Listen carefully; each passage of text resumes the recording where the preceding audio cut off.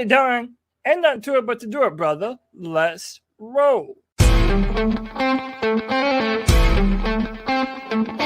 a world where Carolina Panthers fans have an insatiable thirst for Panthers news and opinions, only one podcast roars ferociously. It's the C3 Panthers Podcast. What's up, you freaky people? Wow. Hey, man, look, I had no intention of going live today, but Tony's right. I started a cult, and the cult done hit my ass up and said, get the fuck up.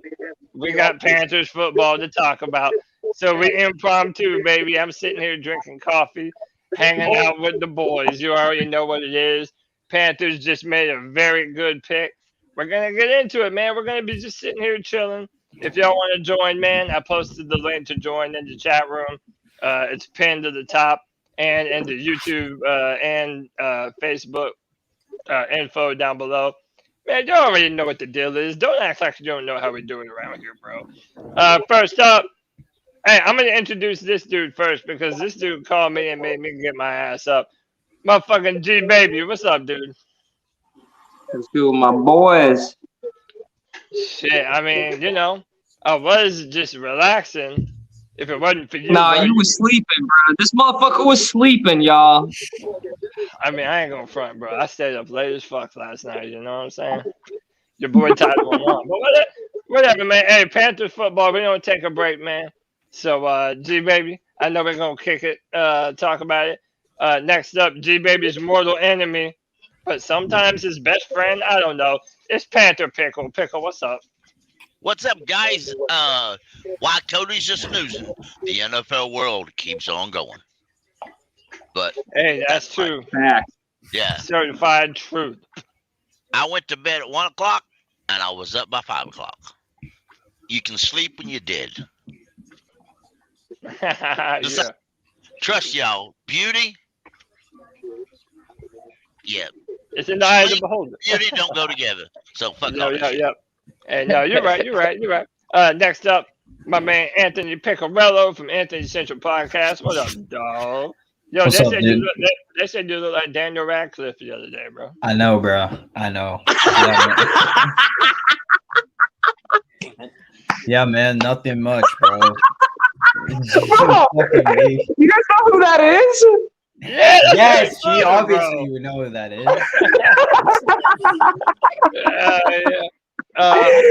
That's awesome. Mr. Potter, how are you? Dude, I'm fucking good. You motherfucker, shut up. Dude, yeah, I'm good, bro. Like, honestly, like, I woke up like only 2 hours ago. So, but yeah, I like this pick. We'll get into it. Who the Panthers just picked, but yeah, man, nothing else to say. So yes, sir. He does, don't he, y'all? Turn his head sideways. He does. Sure. Yeah, man. Hey, that's cool, bro. You can do a lot worse than Daniel Radcliffe. I told you, Daniel gets bitches, bro. Like, bro, he got hella money too. Yeah, he got hella money. Yeah. Hey, next up, let me see. Hey, man, you know I gotta go to my brother. I called this man and said, hey, man, the chat room is beckoning me, and they're telling me to go live. It's my man, Chad Morales. Oh, shit. What up, Chad? What's up, guys? Definitely a big pick to protect Bryce. Very happy with it. And we've actually mocked him a couple times, I'm sure, huh? In the third round. Yeah, for sure. Yeah. Yeah, the team itself had him in for a visit, and they talked to him at the combine, the pro day, and the visit. So they've talked to him 3 times. That wasn't a secret they liked him really well. So Icky was like, "Hey, go get my man." Yes, JJ. Yes, building bricks and adding bricks onto our wall, man. Something we never did for Cam, bro. Yeah. This is a big boy. Y'all take a look at his way, and y'all think him and Icky side by side. Ooh. What is it? What is he by the way, so Chandler Zavala, he actually already played next to a Kemekwana. He was the left guard while Icky was the left tackle. The left guard. So those two already know. They already know how to play next to one another. And hey, this is a great pick, man. You're drafted a quarterback, number 1 overall. You have to be able to protect him, man. And not only that, Cody, not to cut you off, but what you guys got to realize is we are in the NFC. There's only a couple of teams that I see us competing with us, I should say.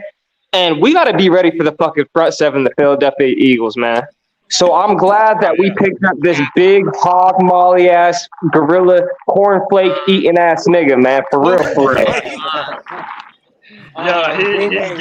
He definitely fits what we want to do. We also got JJ up in the stream. JJ, what's up, bro? Big dog shit. I like the pick so far. Obviously, as everyone else for the most part is a little questionable about the Oregon guy, DJ Johnson. He's more of a he'll play and we'll see how he turns out kind of guy. Whether the pick was the right pick or not. He's not a guy where we're like, yo, this guy looks so fucking good in college and he stand out so much. Yeah, you know what, JJ? I'm gonna be real with you. When I was talking to you yesterday, like I had seen him before, but when you watch his highlights, dude, that's a big, strong mofo. And I feel like I wasn't. Yeah, I feel like I wasn't necessarily all the way aware of that. I understand the upside. Why do you think he might be able to do something crazy? Definitely, going forward? it's more of a we'll see how he pans out kind of thing. Also, like me and G Baby have always said, like just we need to be beefing up this line every year. We need to spend 1 to 2 picks every single year on the O line in the trenches. G Baby brought up the Eagles. Man, we not worried about the Saints are back Eagles. on the clock. Who was that one man who was the one man to beat that Georgia team the past 2 years? Bryce motherfucking and we Young. got him. Yeah. We not worried about them birds. Go ahead. Go ahead. Wait, hang on. Let me finish my intro. Yeah, go ahead, man. Go ahead. Yeah. All right. Next up, we got my guy Evan, Sports Talk C3. Evan, what's up, dude? What's up, guys? I'm happy about the pick today. I mean, I wasn't the happiest about the DJ Johnson pick when we could have taken Trenton Simpson yesterday over him. That's what I was hoping we would take, to be honest, Trenton Simpson or Keely Ringo. But this pick definitely makes up for it. I really like it. I was hoping he would fall to us here at 114, get that guard. I probably see him starting maybe with Austin Corbett most likely being out. So I'm excited to see him out there on the field. So how about this? Our new guard, Chandler Zavala, I believe is his name. Zavala gave up 0 sacks and only gave up 4 pressures last season. The dude. And by the way, like now because of this, and we have Cade Mays waiting. You know, I'm more of a fan of the idea, especially since I just learned that Taylor Moton literally has arthritis in his knees. Yeah. I think we should move Brady Christensen to right tackle. Yeah. Try and trade Taylor Moton. See if you can get some value for him, and then put Zavala at left guard. I mentioned that in the chat. I said that I thought Brady would be the starting right tackle in a few years, but hey, that works for me. Shout out to Iki Ekwonu, who says, "Let's go, welcome, brother." And then he posted another picture of them two side by side for NC State, and he says, "Back together again." The Saints drafted the quarterback from Fresno State. I don't think y'all realize how big this boy is, man. Hey, two more intros. Okay. Wiley Robinson, you there, bro? Yeah, I'm here. You can hear me? Yeah, I can hear you perfect. What's up, bro? Ain't nothing good, man. Here in Germany, chilling. Oh, you in Germany? That's what's up. Oh shit. Yeah. Johnny Hecker announced our pick from Germany. Yep. So that's what's up, man. And then, and last but certainly not Hecker's least, You know him. You Heifer's love about him. 20 miles away from me. Yeah. No, you're cool, man. Whoa, Hey, breaking news. Wow. What? The Eagles just got DeAndre Swift too. They just traded for DeAndre Swift. Holy Really, bro? the He's a Eagles- former Georgia Bulldog. Bro, this is bullshit. How is this? Well, Oh my god. One thing about all these. Hold on, my last intro, and then I swear we're gonna open this bitch up. My man, you know him, you love him. It's my guy, Drew. Drew, what's up, man? What's going on, fellas? Yeah. I won't be able to Yeah. stay on very long. My wife's got us doing spring cleaning today, but I had to stick my head in here and say what's up to the boys. G baby got that smile on his face. Look at that man. He came on here crazy. Look at him. I know, man. Yeah, He wasn't smiling earlier today, yo. Hey, Drew. So what you're trying to say is your wife got her foot up your ass right now, G. you know how it is. I know how it is, G. Damn, bro. Happy wife, happy life. So I want Yes, sir. Say what's up to the fellas and everything. Something I want to point out: Bryce Young might play every rookie quarterback this season. He does. Well, the Fresno State guy from the Saints. If Derek Carr gets hurt or anything, That's crazy. Wait, they drafted Hainer? Yeah, Yeah. they drafted Hainer. Oh, That's not surprising. How smart as Hainer is.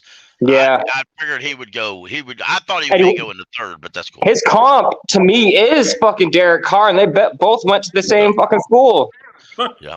Yo, Cody, I haven't checked, but you said we drafted an offensive lineman. Yeah, Yeah, they drafted he's the team. in the private NC State. in the private chat. There's a picture of the Yes, private yes. chat. Cody. Ooh, Yeah. dude, Pull he's that a picture up. Icky posted this on Twitter a while ago. All right. Hold on. Holy cow, that dude's a beast. Yeah, it's a Check really that good out. Look at him. Yeah. Drew, he only gave up 4 pressures last season and 0 sacks. Hey, if your boy Corbett's gonna be out for a while, move what's his name, Christensen over Well, to the what do y'all? What do y'all think about my idea, man? I think Brady Christensen is too talented just to put him on the back burner. I would say we might need to experiment with Christensen at right tackle and maybe see what kind of value Taylor Moton has. And see what you might be able to trade him for. Oh, the Rams took Stetson Bennett. No way. Yeah. Did they really? Yeah, something to consider. Albert Greer said a while ago that he said it's becoming very clear all teams are refusing to trade 2024 picks. That must be getting ready to set up to a really super good draft. No, Yeah. that's a lot. There's a Or lot they of just wanna really keep- talented players next year. You know, Yeah. teams And might, we have some teams very- might want to trade up for the quarterback What's in up, that Jake? class. We have very few picks in that draft. Yeah, Yeah, they drafted Stetson Bennett. That is hilarious. Seriously, move Brady fourth Christensen round. over the right. Yeah. Move Brady Christensen over the right guard and put this dude next to Icky again. Nah, I'm with The only Cody. thing is then like, what do you do when Austin Corbett comes back? Can I just Hey, you can let him come back slowly Let instead of trying to rush him back. one of the beat reporters a few weeks ago was talking about this dude himself because he noticed the same thing I said, is that the team talked to him at the combine, the pro day, and then they even brought him in for a visit. So they really liked him. So they said the possibility of him coming in is very clear. He could compete with Brady Christensen. And because you got to remember, we don't have a swing tackle either. He could compete with Brady Christensen at guard. And then if he wins it over Brady becomes swing tackle. Well, I just wanted to chime in here and say that the one thing about Frank Reich is that you're going to get legit competition everywhere. Maybe not with the quarterback thing, that's kind of obvious. But everywhere else, like these guys You're are going gonna to get be it. competing. Yep. So if Yep. Chandler shows out, like he'll be the Yep. starting left guard from day one. Right. That's just And- how it's going to work. Yeah, and the best thing about having you've got a new quarterback, you've got new coaches, you've got new trainers. Folks, ain't nobody guaranteed squat anymore. Yeah, but hey, Nobody is guaranteed squat. that not a good problem to have? Yes, we have too many good offensive linemen. When was the last time we were able to say that? This is great. This is great. I think Jake Malone is still on this team. But yeah, Anthony, you're right. They are prioritizing the line, and they are doing everything that they should have done with Cam. Yeah, literally. And real quick, I don't want to interrupt, but I just want to say this real quick. We have 34 people. We have 34 likes and 140 people watching. Y'all hit that like button and subscribe button. Get these boys to 7,000 to 10,000 subscribers. Don't you think C3 earns all that? Don't you think we need to? All you can do is hit a like button. It ain't that damn hard. Hey, how about this, man?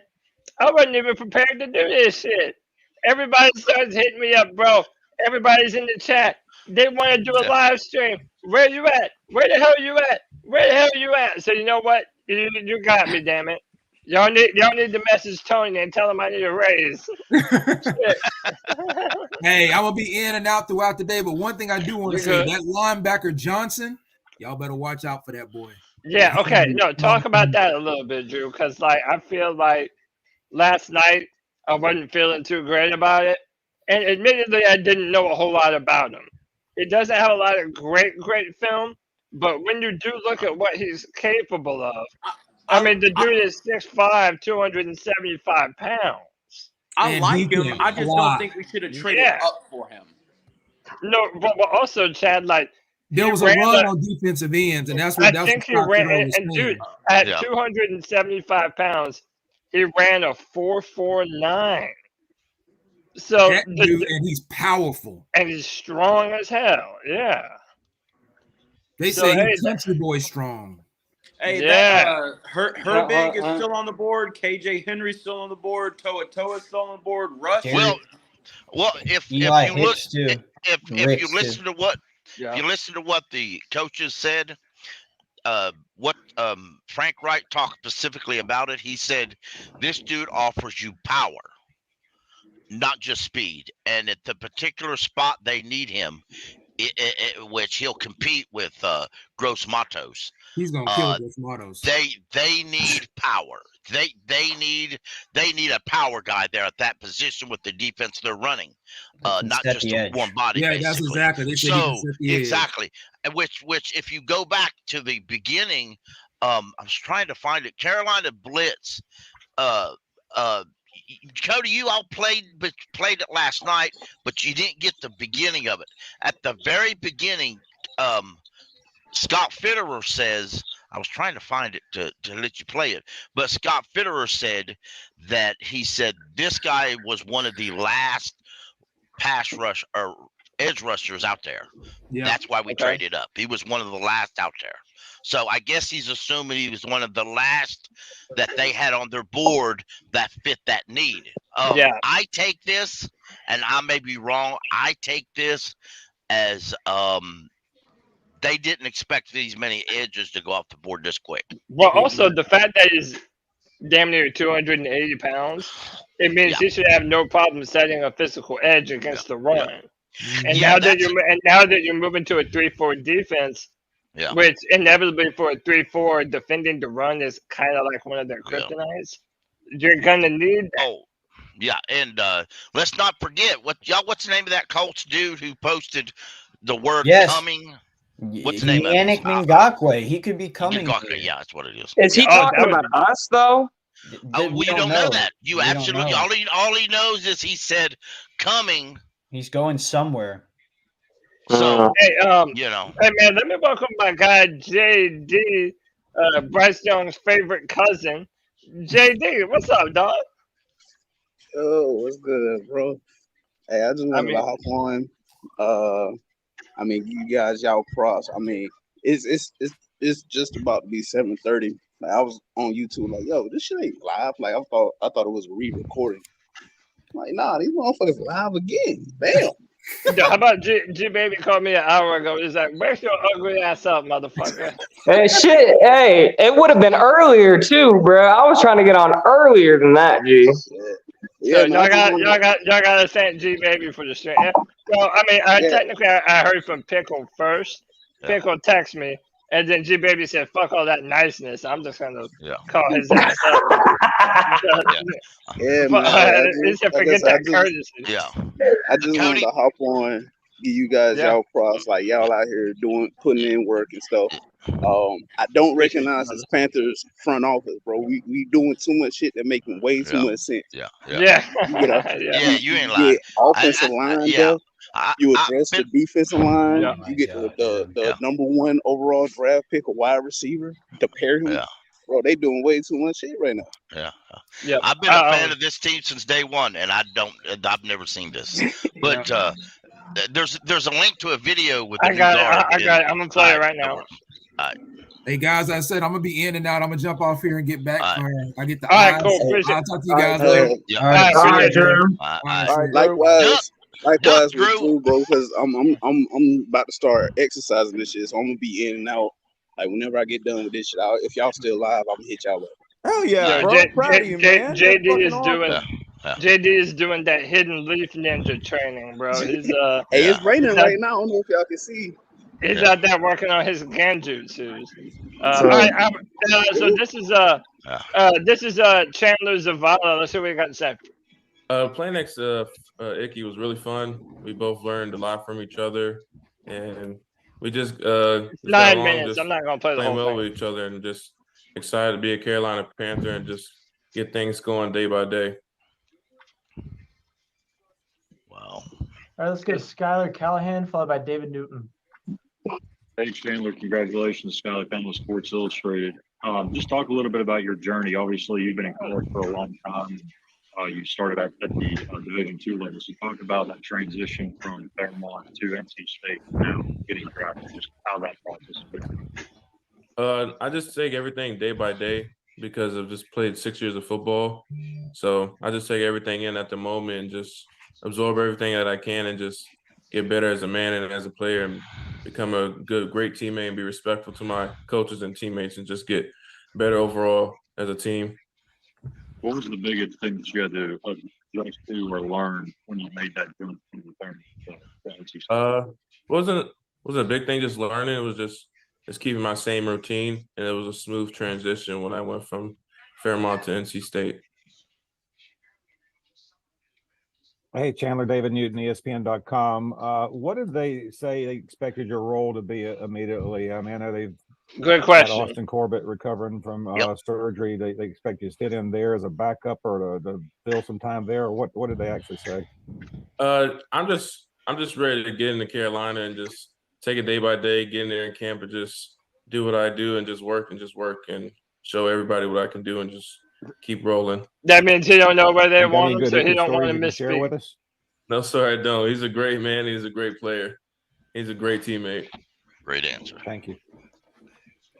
All right, let's go to Augusta Stone, followed by Mike K. Hey, Chandler, I'm Augusta Stone with Panthers.com. Nice to meet you and congratulations. Nice to meet you. Yes.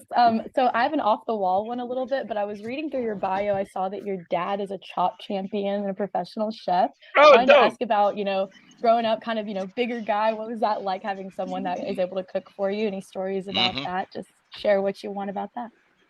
Coming to high school, I wasn't a big dude, so I had to put on a lot of weight. So my mom and dad cooked for me, and then there's a time where my dad just sent me like 25 pounds of beef just to help me put on weight and from his producer. So it was kind of nice, and he always made sure I had enough food to eat so I can get bigger. Lucky How old were you when he sent you all of that meat? Was that in high school, college? I was in college. That was my freshman year in college.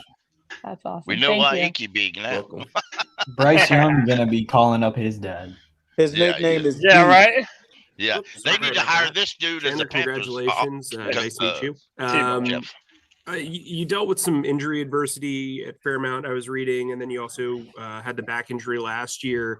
What has the process been this offseason with talking about those injuries and kind of explaining, how you've recovered for them?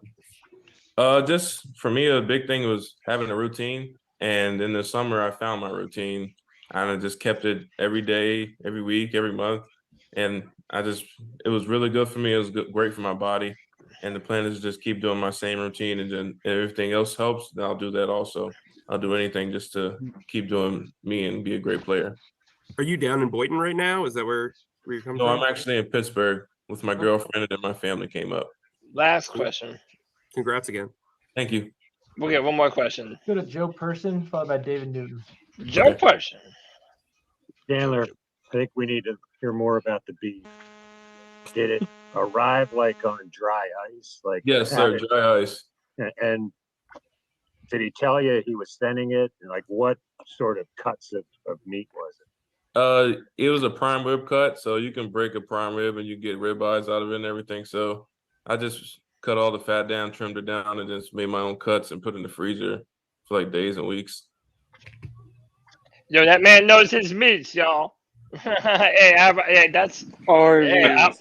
I'm loving this pick. Hey, let me welcome real quick, and then I'll go to you, JJ. Actually, two things. I see my man Q from Black Cat Panther Podcast. I got an extra spot if you want to come in and hang, bro. The link is in the chat if you want. And then let me welcome SC Base to the stream. SC, what's up, dog? SC, you there? I don't hear you, brother. I hear something. Sounds like some bees buzzing. All right, we'll go back to SC. SC, you there? Nah, he's having a hard time right now. We'll go back to SC. But hey man, like I don't know. Right now, I gotta say, yesterday I wasn't feeling too good about our draft. Now I do. Hey, let's go back to Jonathan Mingo, bro. Because a lot of people are saying that as a receiver, he might have the most physical upside of every receiver in the draft class. What do y'all think about that? A little bit yesterday on how, in my opinion, in terms of the number one wide receiver who plays the outside, he was the best one coming into this draft class because I'm not a big fan of Johnston. And a lot of the other guys are just smaller slot receivers, even though I believe Jason can play the outside. With him being in Seattle, he's not going to. So, not just that. In terms of most of the time when you get a bigger body wide receiver, they're a little more, not sluggish, but they're not as agile and quick with their lateral movement. I felt like Mingo was. But not just that, Mingo also attacks the football when it's in the air. He's not like some burner, but at the same time, you can't sleep on his speed because he can still take it over the top. I feel he's also going to get faster once he comes into the league because that's just how most wide receivers are. So, I mean, like, I think the pick was an A+, honestly, in my opinion, because when you help your young quarterback who's going to be a rookie, you can't go wrong with that. That's why I was just trying to explain that because, like, when you think about it, Cody, it's like, you kept bringing up positional value, but, like, what's more important, a quarterback or an edge?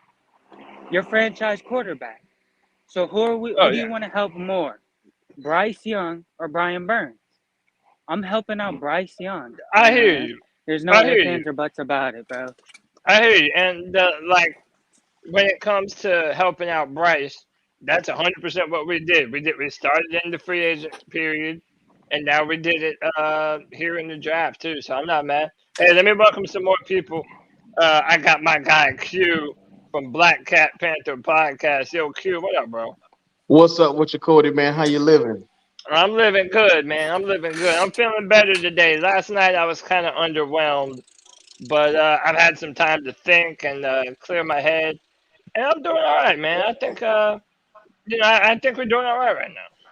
Man, look, the addition DJ Johnson is going to be a sleeper, bro. I'm telling you, 6 sacks last year for my Ducks. Hey, it was good to see them take one of the players that I love. Oh, you're an Oregon fan. Oh, all day long. All right, talk to me then. Like, tell me, because I feel like most people didn't feel good about the pick just because they didn't even know who Buddy was. So tell me what you know about him.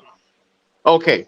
The thing about this guy, man, and I put out a video like 2 months ago saying that I was hoping that the Panthers take him. This guy, when it comes to his pass rush ability, his ability, excuse me, to beat you with his bull rush is his number one move. His bull rush to get by you. Now, what people worry about is him doing it consistently on a consistent basis, trying to beat guys because look, he went out, he got the tackles that he needed to get, but 6 sacks for a guy that was on a team with Christian Gonzalez, Noah Sewell. I mean, you got to look at all the weapons that he had around him. He still was able to be a contributor, huge. And this guy right here, like I said, is going to be a sleeper coming in with us, man. I love the addition because he can consistently beat you with the bull rush. He just have to polish up some of his pass rushing skills. And I think if he learned a swim move, I think it's going to be the ceiling for this guy, man. It's going to be a wrap. So basically, you feel like if he gets the proper coaching, the proper secondary maneuvers, be able to get off blockers, this man could be a nightmare for the Panthers. A nightmare, bro. He'll be the next big big guy that we have, man. This will Is be there the next somebody big man. that you compare him to? Like, is there a player that comes to mind when you watch him play? To be real with you, now I know this is not a popular opinion. He gives me Greg Hardy vibes. He gives. I knew it. I knew it. His run stopping ability is dope. He can set the edge so good. But I have that same feeling. Okay. I love it, man. I love the pick. No, I'm happy you came on, man, because, again, like I said, I feel like most people just didn't even know who Buddy was. Like, we had heard the names like B.J. Ojolari and Isaiah Foskey and the Duke Uzoma, like all these different guys. But then we traded up for this dude, and you're like, wait, for what? Like, who is this guy? And yeah, I feel like now that I know a little more about him, yeah, I'm definitely a lot happier about the pick, man. I don't think it's just the pass rush he's going to bring. You know, we spoke a little bit on his size and speed, on how he could be physical. I think he'll help a lot more in the run game than we expect. Yeah, that's what I'm saying. He's going to set the edge. He's a good edge setter. Look, we haven't had a guy to pair with Brian Burns since Brian Burns been here. And for once, we got a guy that we can groom into this position as an outside linebacker edge rusher that can come and take this thing on over. I like it, man. It's a smooth pick. Off grid said if you watch his interview, you can tell he's not a nice guy. That's good for our defense. Damn. All right. Now, if you find the Carolina Blitz, or you may have played this yesterday, Cody. Evero, they were talking to him on the phone about pass rush, and Evero said, "You need to set the edge before you rush the passer." Always remember that. And Rivera told him that on the phone, so I thought that was very cool and important. Beat that into him. And with this staff we have, I thought about this early this morning because when I went to bed last night, Cody, I was like you. I wasn't real happy with the draft class, but I wanted to be. So I thought about this when I got up this morning. I thought, I can't say I trust the coaching staff without actually trusting the coaching staff. Yeah. So you gotta trust them. So I thought I love this coaching staff. There you go, Pickle. So you gotta trust the coaching staff I to agree. do what they gotta do. If not, you can't say you trust the coaching staff. Hey, let me. So listen. I don't mean interrupt you, Pickle. I got 2 people I want to get their thoughts, and then hey man, we already full to the brim. So I got 2 people in the background that also want to be a part. So from time to time, I might switch people in and out just to make sure I'm getting everybody heard. But let me go to my man SC Based again and see if he's back with us. SC, what up, bro? Ah, damn, we tried again, and it didn't work. SC, last chance. You there, man? All right, no SC. Michael Weston, while I bring in this next person, what's up, brother? Look. What up, bro? How you feeling about this draft? Michael Weston, you there, bro? Hey man, y'all better be ready. I'm gonna start switching y'all out. Yo, What's I'm up, here. Michael? I'm here. My fault. But so far, I love the draft. So far, I mean, I had different opinions in the quarterback, but I'm gonna stand behind Young 10 feet. You know what I mean? Because that's my guy now, and I ain't gonna complain. I'm gonna stand behind him 100%. My biggest issue when it came to the draft was I think we reached at 39. I would have much rather see us try to trade up and get Michael Mayer because he was still in the second round. If there was a way we could have pulled him, I would have felt so much better. Because to me, Michael Mayer is the next Travis Kelce. He's the next Rob Gronkowski. And you can't go wrong with a tight end of that caliber on your team.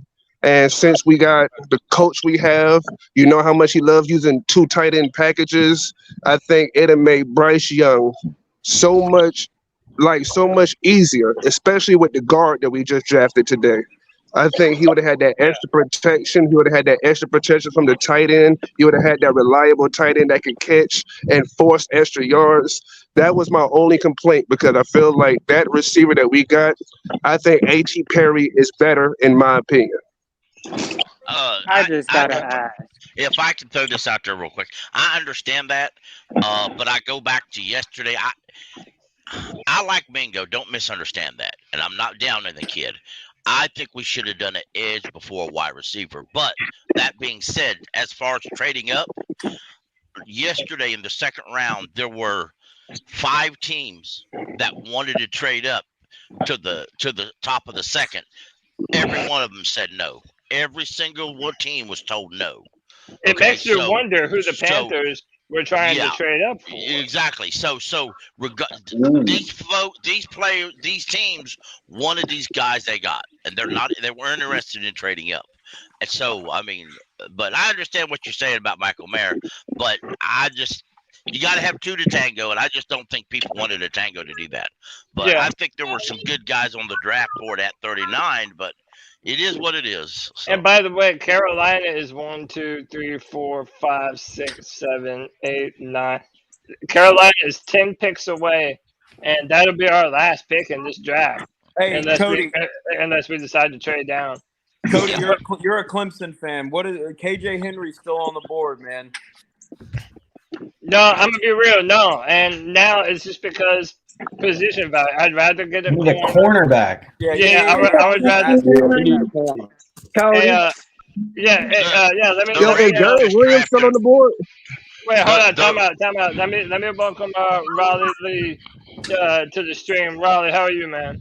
Oh, I'm doing all right, Cody. I was just wondering why we pushed back so much to get what we got, and then basically traded out of positions that we could have picked up positions that we really needed, because wide receiver I don't think was number one. I agree with the wide receiver they picked, but I think depth and offensive tackle and on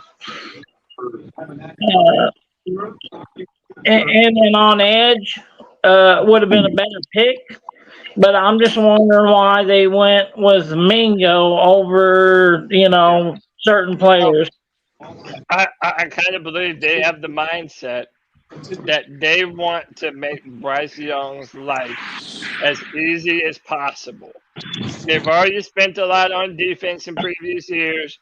They've already, added to the offensive line. They're still adding to the offensive line. When you look at it from that perspective, like JJ said, you're giving Bryce Young, who has already demonstrated the ability to spread the football around to multiple different he can move around in the pocket. And just the way that he throws the ball to a lot of different receivers. To me, this is a perfect situation for him.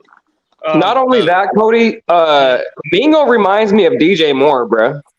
Yeah. Yeah, no, he does. He's a bigger DJ Moore. He is similar. He is very similar to DJ Moore, but he's not proven yet. Right, but he is bigger and stronger and just as fast. So hold Let me update the draft real quick. Go ahead, Pickle. The Raiders have drafted Purdue's quarterback, Aiden O'Connell. Okay. Who has been compared? His release has been compared to that of Tom Brady's. Oh boy! All right. Hey, let me introduce some more people. You know him by the bad guy, but shit, I think he's a pretty good dude. Twan Don, what's up, dog? What's up, guys, man? What's up, Doc? Glad to see you guys. Hey, Chad. Good to see Chad. Everybody here, but who kind of know this? Well, let me do the roll call. Cody, Pickle. We got Chad, Anthony, Pickle, JJ. G baby in here, man. Yo, hey, Twan, how about G baby called my ass and said, "Get your ugly ass up and do a stream, bro." Yeah. So I fucking, I do what I'm told, man. Hey, I know G baby happy as hell. Black Cat Panther Podcast. I'm trying to notice everybody here. I don't want to miss nobody. Shout out to all of y'all, man. I love every single pick that we made so far, man. And it hurts me to hear people complaining because, look, man, we're gonna trust these coaches or what? Yeah, that's what Pickle was saying. None of us are GMs. None of us are GMs. And the thing is, y'all don't even know what scheme we running. I like to believe that they're picking guys that are going to fit what we trying to do and not just necessarily best available. Yeah, no doubt. You know what I'm saying? So Mingo was a great pick. I mean, they even went and asked Steve Smith, which I don't necessarily agree with, but he backed them. I mean, come on, man. Yeah, who better to ask than Steve Smith? I mean, come on, this guy, he knows what to see. What the hell? Yeah.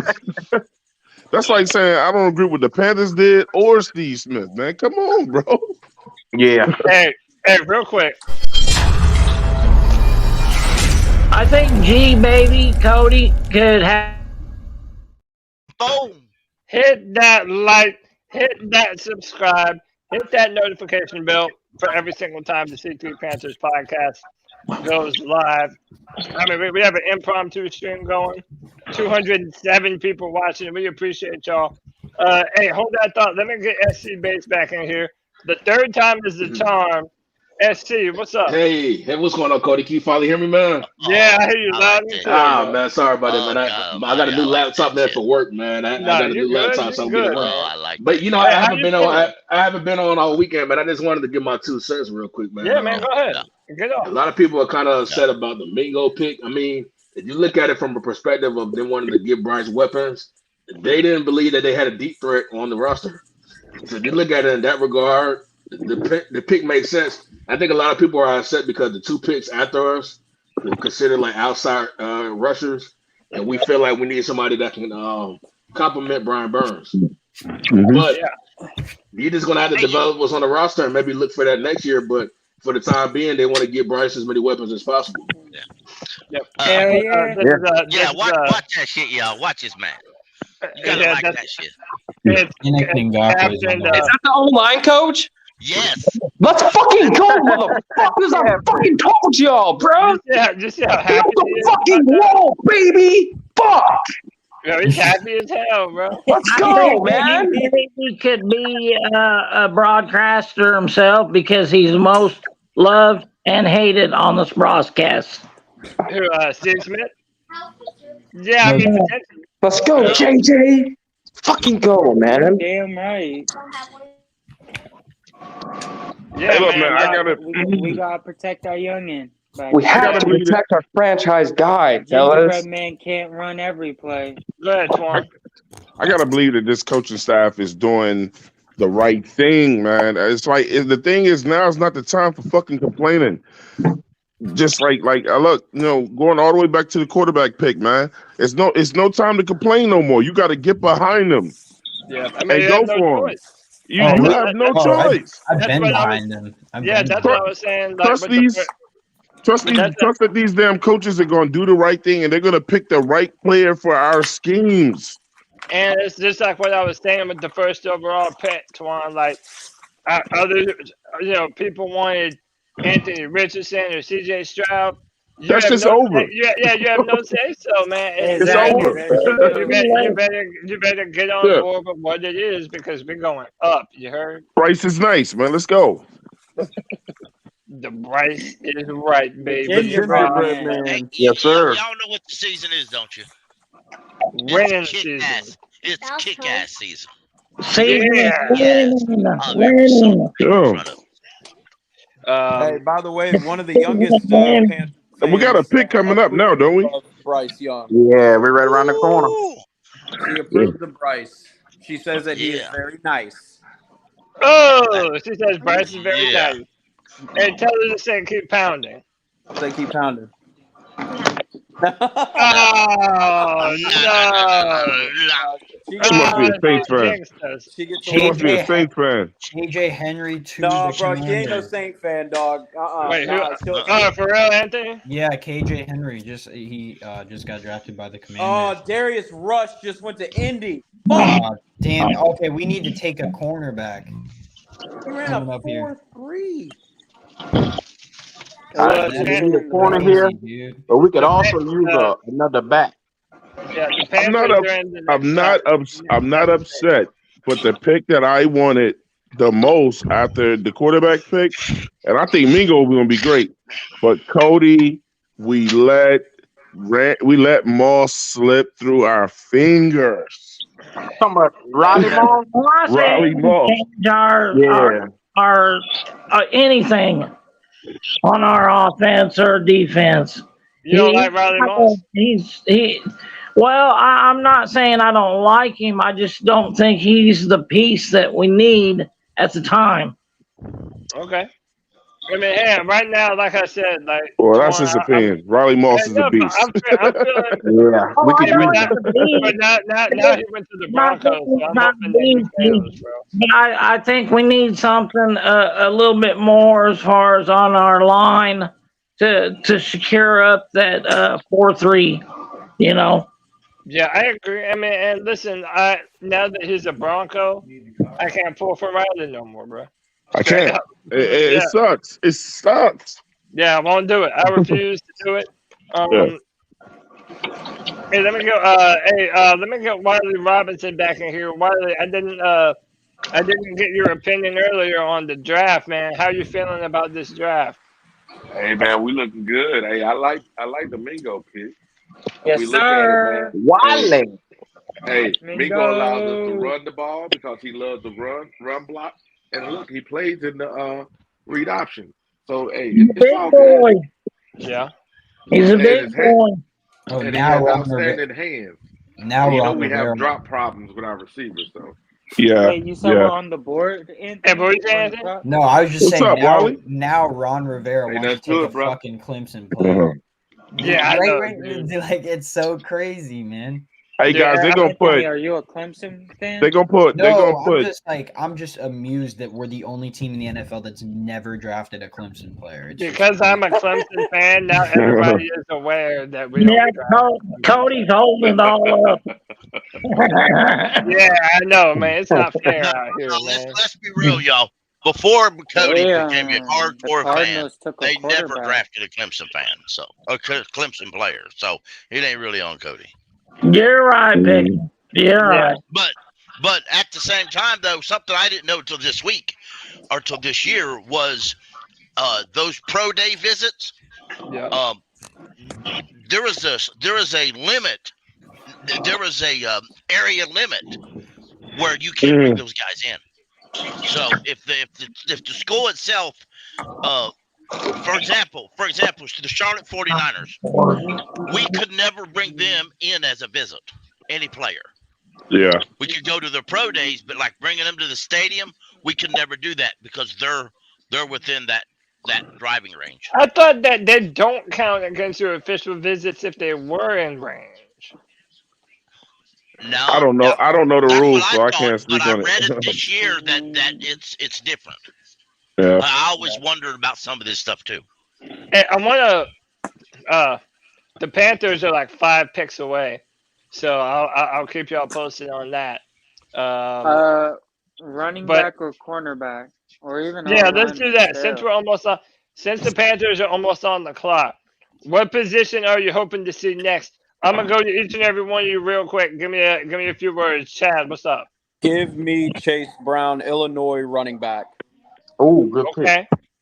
All right, I'm not mad at that. Anthony, what say you, man? What kind of player are you looking to see? Cornerback, any cornerback. Okay. Any type of cornerback. Okay. Cornerback. We got running back. Panther Pickle. Are you looking for something in particular? I tell you somebody I like. I think they're still on the board. I'm glancing real quick here to see. But 350 says Noah Sewell or Corey Trice. Oh, that's right. Corey Trice is still on the board. Yeah, there's a corner from Minnesota named Terrell Smith is still on the board. Okay. A lot of people were talking about A.T. Perry. Folks, he's still on the board. Is he really? LJ Skinner is on the board. But now I really don't want to go receiver after everything that we've done. But no, I hear you. Noah Sewell's still on the board, huh? I do. So yeah, they're trying to get Bryce some weapons, bro. Yep.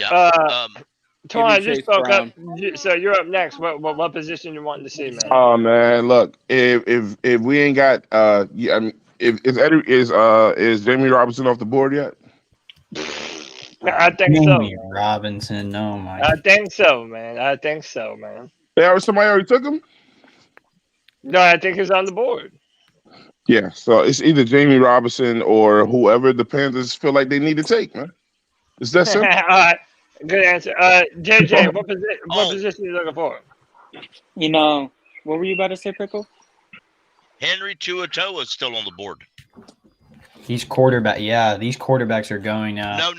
No, linebacker Henry TuiToa.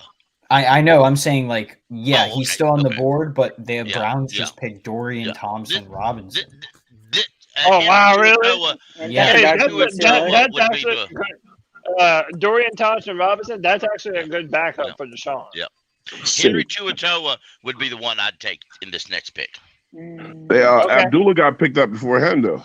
And let me go to my man Wiley Robinson. Is there a certain position you're looking for, man? Damn. Yeah, man. I'm gonna go linebacker. I'm gonna go with Noah Sewell. All right, Noah Sewell, man. Yeah, 350 said the same thing. Riley Lee, what kind of position you looking for next? I think cornerback is probably the best position to go. Okay, corner. We got a lot of people saying corner because we know all the good corners are going. We know that we've had injuries on the corner, and CJ is not exactly the best player we got. So I definitely think corner. All right. I got a lot of corners going here. I ain't even get my pick off. Oh, yeah, go ahead, JJ. Thank you. No cap. I think we should still beef up the D line or even the O line. We should invest in the trenches, kind of do what the Eagles are doing. I know we're not doing it with the best talent available, in the first or second. Yeah. But I mean, you always got to take a chance on them interior men because that's where the football game starts. I would not be mad at that. It's one of Hey those guys, I things. understand free agency still is not over. I mean, we can still pick up people from other teams. Yeah, right. So I mean, let me go to my man Q. Q, talk to me, dude. What kind of position you looking for, brother? Okay, I got two different positions I'm looking for. If it's cornerback, give me Terrell Smith from Minnesota. That guy's 6 foot. He can come on in, 204 pounds. He's a beast. Then, if not there, then we got two options at linebacker that I want to see: either Ivan Pace Jr. or Noah Sewell. Both come in. I forgot about Ivan Pace. Oh yeah, from Cincinnati. Man, y'all keep talking about corner. Don't forget we got Keith Taylor. No, I'm playing. No, you're right. There we go. You better not mention that name, JJ. Come on now. I'm joking. And also, Eli Ricks is another one that's still available. Eli Ricks? Yeah, it's still available. Oh God, you take him first then. Fuck it. Yeah, that's what I'm saying, dude. He has to survive 4 more picks. I forgot about Eli Ricks. He's 6'2". He's gonna get picked right before us. He went from. Shut up, JJ. Hey, what college did Eli go to? Alabama. Yeah. All right, Bama. Chad. What's up? Jaquelin Roy. Jaquelin Ward. Still available. LSU. Jaquelin Roy. I mean, I liked his play style. He's a run stuffer. I think that he would match well with Derek Brown and add a lot of depth to that defensive line. I personally trust where the defensive line is at the moment. I would rather do a corner if we go defense or maybe a linebacker, but Jaquelin Roy is a solid pick. Okay. Yo, where the Hey hell Cody, is- let me get my. Yeah, go ahead, man. Go ahead, SC. I was gonna say there's a lot of like good options left for inside linebacker. If Toto's still there, I like him. Or Noah Sewell. So we got some pretty good options there. And then if not, let's take a corner. I would say either LaDainian Thomas's nephew or Terrell Smith if he's still available. Oh, I didn't even know LT. I Had a didn't know LT had. Wait, had the someone kid from TCU? Yeah. Why the hell is there a Pete Davidson? The Cardinals drafted a quarterback. Yeah, Clayton Tune. They did, yeah. Hey, but you know they had a bunch of different backups last year.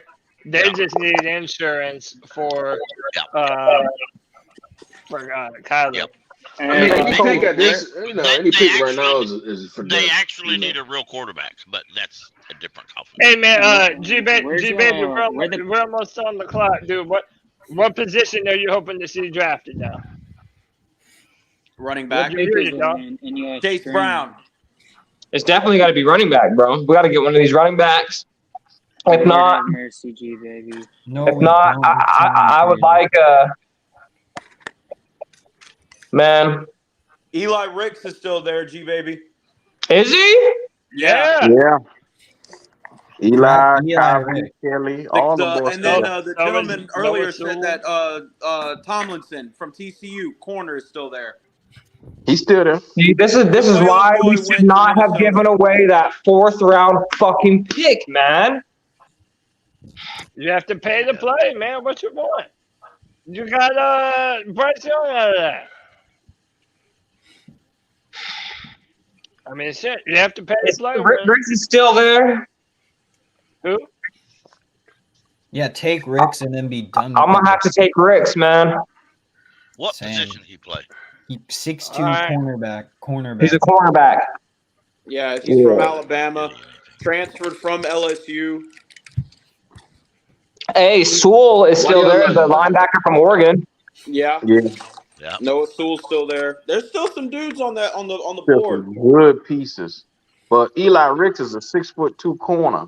I'm telling He's you, a he's a 5-star, beast, bro. no idea. Why do y'all like Eli Ricks so much? He's a 10th available cornerback right now. Why do y'all like him? What pick is it for y'all on your Hey, screen? Hold on. Eli is not bad, G. Y'all, man. Listen, G, I got YB Jordan in the chat and Coach P saying that we're gassing up Eli too much. Yeah, he No, does he's just get a good value pick. cooked a lot. He does get cooked a lot. I will say that. Okay, well, in all fairness, then that's why I said just take a cornerback. That's still, in my opinion, the most unpredictable room in the whole defense. Like, you don't know what you're getting at all. You can't get cooked no more than Henderson. I mean, exactly. Taylor, man. All right, I'm going to piss on some Cheerios here. I'm going to piss on some Cheerios. Y'all, there are so many running backs available right now that should have already been drafted. It may be wise to take a better position and pick up that running back in free agency. Undrafted free agency, Pickle? Yeah. There's a shitload out there.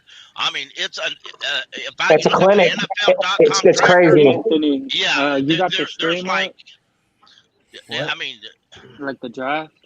Yeah, Bro, McIntosh is still there from Georgia. Bro, I put out a 15 board. Chris Rodriguez Jr. from Kentucky is still there.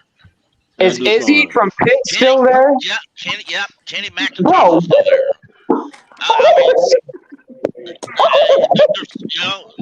What Dwayne McBride from UAB's there. I mean, there's absolutely There's like a crap load. There's no reason why we take a running back here. I like the running back. Don't get me wrong. Pickle, you're right. You're right, Pickle. There's no reason we can pick up one anywhere after the draft. Yeah, and like I don't know. 350 says we need a 220-pound enough running back, and a lot of people think that Zach Evans is still available. Yeah, well, we don't really need that size running back. I'm going to explain real quick why. As long as we got LaVista Chenault on this team, we have a power running back. Well, you could also just I don't know about all that being a power running back, but we do need a big, like Henry type running back that can run through the middle. Fits that role well. Go throw 5 million. And LaVista Chenault's probably a better running back he is wide receiver. We got Mingo. We don't need Chenault anyhow. Kind of like a Kodak. Chenault didn't play running back at all last year. So why y'all say? Yeah, but he's saying that like he's a better slot receiver and an outside back. There are 3 plays that Chenault played last year. And when he got that ball, he looked better than any running back on that roster. Negative. Baby screens, bro. He only got like 3 passes or something like that, or a few little handoffs.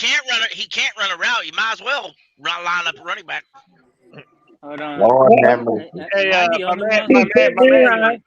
Wait, hold on, time out. My man Sea Dog was trying to get up here, but his camera backed out. Hey man, listen. All I ask, everybody can disagree, but it's the weekend, y'all. I can't be breaking up fights all day. So. Oh my God, the Jets just got busy. Agree with one another from time to time. Sorry. Israel, the running back from Pitt. Oh, Israel Abanikanda? Yeah. God, bro, we don't need a running back. We don't need a fucking running back, dude. I don't know. Who did we pick up? Running back is we didn't pick up. No, we didn't. No, the Jets picked up Israel Abanikanda. Oh, we don't need a running back. What running backs do we have, bro? Miles Sanders stays injured, bro. And Chuba fucking sucks, man. Chuba sucks, man. Hey, Cody, Time out. Everybody, time out. Y'all got to time out when I say time out, y'all. SC, go ahead. I was gonna say, guys, we gotta relax. Y'all gotta understand. After the 4th round, everybody at this point is a depth chart piece. So it doesn't matter what you take. Yeah. You know what I'm saying? You just add it to the depth on your roster at this point. We're on the clock. We're on the clock. Let's go. A cornerback. I don't want to see. I don't know why Doug Kleiman's not picking the picks anymore. Another tight end. No, we don't need a tight end. Yes, we do. No, we don't. We need a cornerback. We need a blocking tight end. Panthers are now on the clock. Yo, Cody. So I was thinking, like, with Mingo, because he has such a creative name or whatever. You think we should try and do what, like, other fans do, or what we used to do with Luke, how we stretch out the name whenever they make a play, or really just extend the O's at the end? Mingo. I mean, shit, I would love that if the fans were just like saying that when he gets a catch, because that was probably the only bright spot of being at that Bengals game. When they kept saying T, it'd be like T. That was the best part there, honestly. Yeah, I guarantee we're gonna get a big body player. All right, so hey, C-Dog, I see you in the background, brother. Hang on a sec. Oh, it might be Zach Kuntz. Let the Panthers announce their pick, and then I'm gonna get people in here, bro. Man, so we only got the Patriots are picking right now. The Patriots picked Antonio Maffi. Is a guard. No, we're on the clock. Yeah, we've been on the clock. All right, we're on the clock. Come on, let's see who we get. Big body player. All right, I already know who we got. Don't say it, Twan. I'm just not gonna say it. Hey, who did you see it from? You won't be upset on Twitter. No, but Who did you see it from? Diamond Sports. You won't be upset. Won't be upset? No. Why the fuck isn't it loading?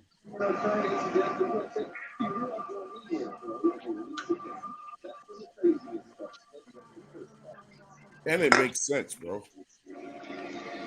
The pick is in. Oh my god. All right, hey, I'm not putting the chat up because I don't want to read the Yeah, chat. take the So chat I'm not out. even Take the looking chat at it.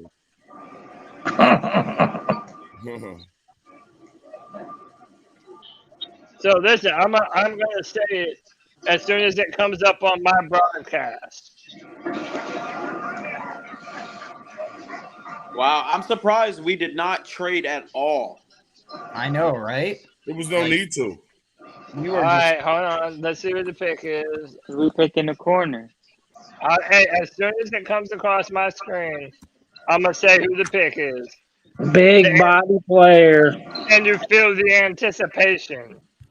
Don't say nothing. I'm gonna be the one to announce the pick. Y'all don't steal my shine, damn it. Right now it says there's 4 minutes and 15. That's on my clock. Nah, they already did it. Yeah, it says the pick is in. Yeah, we 5 minutes. Yeah. All right, hang on. That's it. Like I said, as soon as it pops up, I'll tell you what we got.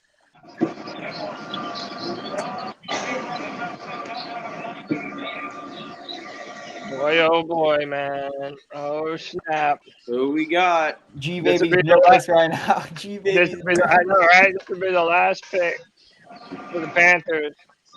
See, the Saints are already on my clock.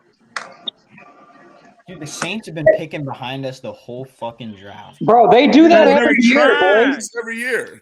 They do this every fucking year, bro. This is nothing. That doesn't surprise. They're a bunch of dirty ass skanks, bro. You're Come right. on, damn, it's a pick. Hold up. It's coming in. Panther selection. No one say anything. No one say. I want. It's some girl. Wait, hold on. Let's see. Hold up. Want to be a kicker? You I'll say shit. motherfucker. It's not no fucking kicker. The long snapper. I'm telling y'all gonna love it, man. It just came through. Hold up. Oh my god. Oh my god. No way! No fucking way! Oh, I love my that God, fucking Swan, pick. yay. Oh, you did this, Swan.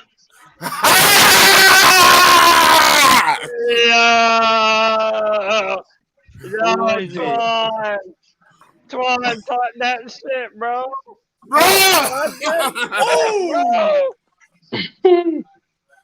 Okay, so hold on. Does this mean someone's gonna get moved? Does this mean someone's gonna get moved? How many? Yo, they just showed your favorite play, Twan. Don't talk me to death. Oh my god, yo. Yo, I like that pick. I mean, Sammy Robinson, strong player. Strong player. Damn, Twan got his wish, bro. I'm so AJ, maybe I feel like you.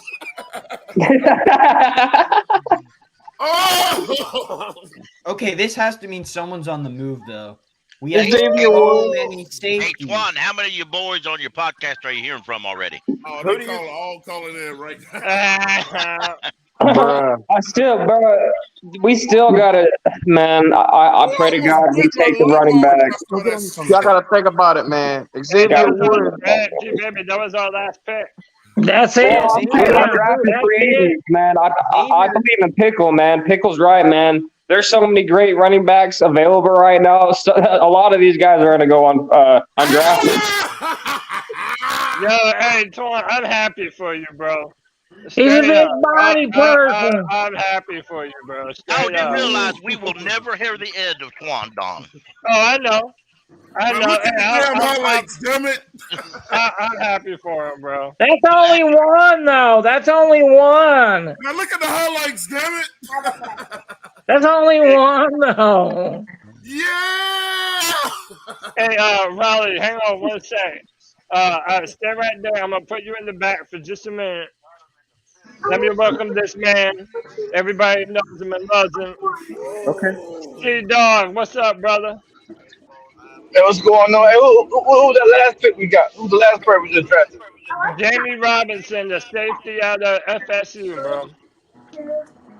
A safety? Man, how many fucking safeties do we fucking need? We just picked up fucking Von Bell. What the fuck? Dude, someone has to be on And we still got Jeremy Chin. Von Bell Come on, man. play the slot sometimes, though. Oh my God! Real quick, man. Did we not draft a cornerback? Nowhere here to be the cornerback.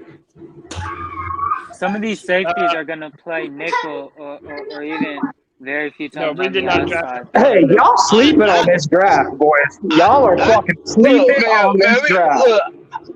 Man, G baby, we need a fucking cornerback. Man, We need a cornerback. No, we don't. We need a cornerback. We need a middle linebacker. CJ. Look, man. We're totally Oh my fine. God. Real quick, then we moved out. We moved out to got to get DJ Johnson. That was a reach. That was a reach, man. It's That was a another reach. Chin player. It's another Our Chin player. linebacker will be Jeremy Chin. Some may not like it, but that's what the coaches want to do. So Jeremy Chin's a better linebacker. I've been told you this. Kevin said he used to play at SC, so I'm happy. No Clemson. And Jeremy Chin is too small to play linebacker, man. He's too little. Cat. I think they're gonna switch him in and out. I think they'll rotate him. Yeah, we're gonna have one hell of a rotation. I'll tell you that. And by the way, look, the New Orleans Saints, they just picked up a safety, so we probably got the safety that the Saints wanted. Oh, I know that we did. I guarantee you. Man, we don't need no safety. We need a fucking middle linebacker. Who the fuck gonna play middle linebacker this year? Brandon Smith. We were just fine. Oh my God. Chin's gonna play middle. I'm with G baby. Brandon Smith, Lulu, Jeremy Chin. The middle linebacker is going to be like a joker position, and this kind of off defense that Ibero runs, that they don't actually use a true middle linebacker. Hey, G baby. But they use them for rotation as far as their ability to move positions. Yeah, it's in the new style of defense. I don't know that I like it, but the new style of defense, the linebackers, the middle linebackers position is filled with safeties and just run stoppers anyway. Well, you look at Lulu. He does the same thing. He can move front or back. Exactly. Hey, listen. The motherfucking Saints were going to pick Jamie Robinson next. And we finally shitted on Who that. cares? We don't need a fucking safety. Who gives a fuck? Yes, God damn, I already got them safety. What the fuck? This shit dumb as fuck. The fuck wrong with y'all happy about? The fuck? Motherfucker, we got the safety. The fuck? The safety. We got an old safety, and now we got a new safety. Tell me this. Hey, Twan died. Anybody tell me this? How many safeties can you play at one goddamn time? Nobody. The fuck? Nobody. Yeah, they're pissed. So, God damn, we reached. Playing about 5 at a man. time. Man, look, we reached for me. We ain't gonna need Johnson in college. They're better with that pick. Guess what, though? Doesn't Xavier? Hold G-Baby. on. Isn't this the last year for Xavier Woods I and don't give Jeremy a fuck what they talking about here on the team. Xavier Woods got restructured. You don't usually cut players after they get restructured. Twan, you need to talk to Sea-Dogs. Sea-Dogs don't want to. Yeah, Sea-Dogs don't like nobody, Cody. Sea-Dog comes Twan, so tell me this. One at a time. One at a time. One at a time. Go ahead. It'll all be okay. Now, real quick, when we picked Mingo, and when we picked DJ Johnson, that was two fucking reaches. We were reaching. We ain't have to reach for their ass. Here we go. Nah, we needed those guys. That was reaching. You know what I'm saying? That was reaching, though. You don't like nobody. Yeah, you be. So real quick, what did everybody talking about Mingo could be goddamn AJ Brown? What the fuck did Mingo do in college? Not a motherfucking thing. Bullshit, The fuck we talking about? Bullshit. I don't know what you looking at, bro. Yeah, no, he was a beast in college. He was a beast in college. Man, what year was he a beast? What year was he a beast? So worked up. Just because a player is somebody in college, it doesn't mean that they can't get better once they got into the NFL, man. They just need some coaching. They just need time, man. You need the proper coaching in order to get the most out of all these players. And like Pickle said, like Twan said, I trust these coaches to get the most out of what we're doing right now. Thank you.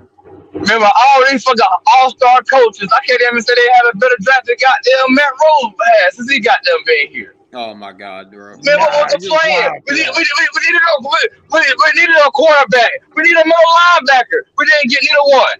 Last year, what happened? For all of that, bro. No. We lost to the fucking Buccaneers last year because our starting corner was fucking injured. J.C. Horn ain't played a whole goddamn season since he been here. But think about he it. need a goddamn corner. We're going to pick up a bunch of undrafted guys, too. Whenever JC's on the field. Our secondary really isn't that bad whenever JC's on the field. Bro, we got like 7 DBs. Time out, bro. Cody, let me name these motherfuckers out, bro. We got J.C. Horn. We got Dante Jackson. We got C.J. Henderson. We got Keith fucking Taylor. We got Eric fucking Rowe. What the fuck do we need more DBs for? We got Von Bell. We got Xavier Rhodes. We got Jamie Robinson. Von Bell is a fucking safety. So real quick. The game against the Tampa Bay Buccaneers when we lost. The game against the Tampa Bay, why did we lose? Because we had no fucking DBs. C.J. Henderson and goddamn Keith Taylor were getting fucking cooked all goddamn game. It's about putting quality on the field, bro. And C.J. Henderson and Keith Taylor are not quality backs. D backs, bro. What you mean? They played underneath a bitch ass coach. They didn't know how to play fucking defense. Thank you. Man, stop. C.J. Henderson's a top fucking I'll tell you what. Y'all just want to get up on a talk. What the fuck? Dante Jackson's got 14 plus interceptions, bro. What the fuck? Touchdowns to Mike Evans in one game, bro. Stop that shit, man. I tell you what. Dante Jackson's the best tackling DB. What the fuck y'all talking about? Man, Dante Jackson been getting nigga. Relax. Dude, StreamYard needs to give We needed the help, bro. We needed it. To give us a mute everybody button so I can get control of this shit. Let me bring it down for a bit. Listen, at the end of the day, you can be mad that we didn't draft the player you want all you wanted. But it is what it is. You might as well get happy and support the players that we got, bro. Hey, or else your life about to be miserable. Happy we got a good player. On the real, G-Baby spitting facts, man. Coaching matters, bro. Coaching matters. We got fucking terrible. We were running a 3-3-5, fellas. A 3-3-5. We need all We wasn't running a fucking 3-3-5. Get the fuck out of here with that bullshit, man. That was a weak ass defense, bro. I tell you what. J.C. Horn better not goddamn miss a goddamn game this year. I don't want to hear a motherfucking thing. I don't want to hear shit. J.C. Horn better play every goddamn game this year. Because if we don't, we gonna look like shit. Nah, bro. All right. I mean, look, man, injuries happens to anybody, but thank you. It is what it is, man. Right now, we're set, man. Dante Jackson. We are not set. You're not set, man. They can't got us say one thing. That we got a dog. J.C. Horn said that we got a dog. I trust this coaching staff. I trust this team. Let's just fucking roll with it and quit bitching and complaining about what we didn't get. We gonna be all right. The division is still ours. C-Dog, you gotta stop coming in here and say fuck this, fuck that, fuck the team, fuck everyone, bro. That's all you be doing. It's annoying. Jackson is not dependable. Is all I gotta say. I'm not about to sit here and goddamn congratulate. We ain't did shit. We needed a fucking middle linebacker. We needed a quarterback. Man, JC Horn can't stay healthy. Dante Jackson can't stay healthy. So right now, if goddamn CJ Henderson, I can't depend on CJ Henderson and Keith Taylor. I can't do it. Bro, calm down, bro. You cannot replace the whole team in one off season, man. Exactly. You can't do it, dude. That's We not still have enough. cap space too. We still have dude, we had cap 5 space. picks. And we have God's gonna make a Super Bowl run this year. Wait, time out. Let me grab my man Q. Q, what's up? The hate for CJ Henderson fucking disgusts me. Wait, Yo, Man, CJ Henderson was getting cut last year. What you talking about? That was one game. Calm down. Mute everybody. I wish they gave me a button to mute everybody. I gotta fucking find 15 different mute buttons. Go ahead, Q. Like I said, whether you like CJ Henderson or not, he had a pass interference in first 5 games of the season, which screams to me liability. I don't know if you like facts or not, but that's a fact. You can't turn that around. Now, Keith Taylor wasn't any better. So getting these D-backs help us. They help us a lot. So we got the free agent pool to turn around and get to some of these guys that we missed out on in this draft. There's no need to blow a blood vessel. Yo, Q, hold that thought. On defense, we built the offensive line. This year we reinforced. We want to keep that a strength, so we reinforce that with Zavala. But having weapons, to keep it open for the running back, for the quarterback, that's really important to us. Yeah, I just echo what Scott said. We were all talking about Bryce and the kind of point guard, distribute the ball type mentality. Listen, in the history of what we've done schematically, you can ask all the skill guys that we've been around. We distribute the ball around. We spread it out. We spread it around. We want to use multiple formations, personnel groups. You can never have enough playmakers. That's a big deal. What I'm super excited about our skill room. Really, really excited about our skill room. And we added to that what we did in free agency is a big deal. And of course, we got the quarterback we wanted to get the ball and distribute it around, in a way that we think is going to be unique. We think he can become a unique player in this league. So excited about that. Jamie playing more nickel or safety when you guys get him in? Yeah, I mean, first of all, he's just a tough competitor. A little bit more in the chin thing. A heavy hitter in the box a little bit. But listen, I don't want to put him into a box just yet. We want to get to know him even more once he gets here. He's the kind of guy, high character, tough, edgy. Has an edge to him. Great special teams value. So find a role. We talk a lot about finding roles for players, then be a star in your role. So I think this is the kind of guy who's going to come in and compete, and he's going to create a role for himself at some level. So is there anything that you guys didn't get in this draft, or maybe even going back to free agency, that you could look at over the summer? I think when we mapped it out, we pretty much checked the boxes of as we go into this, what are the remaining needs? Now, you're trying to balance value and where guys are on the board, but I think we checked most of the boxes. One thing, we went through an exercise yesterday, and we're in Frank's office, and he's putting down names and kind of our target names, and we're able to get those names that we wanted. So, we feel really good about where we're at, heading into the season. And the roster's never set, and we'll go throughout the spring, but after the draft, we like this where we're at. Having all this extra time now to get a jump on the undrafted guys to start doing your work on those, does that help at all? Or it helps with the organization of it. We're going to pull the coaches in the room. The scouts will be in there. We know the numbers that we need to add at each spot to fill out our 90-man roster. We're probably not going to fill out all the way to 90. If there's not a player that we think is a quality guy for 90, we'll hold off. There's other opportunities, but for the most part, we think there's a lot of depth still on our draft board in that 6th, 7th round and into free agency, and guys always fall through. There's, like I said yesterday, there's a lot of guys in free agency that make teams. So this is a really important time for us.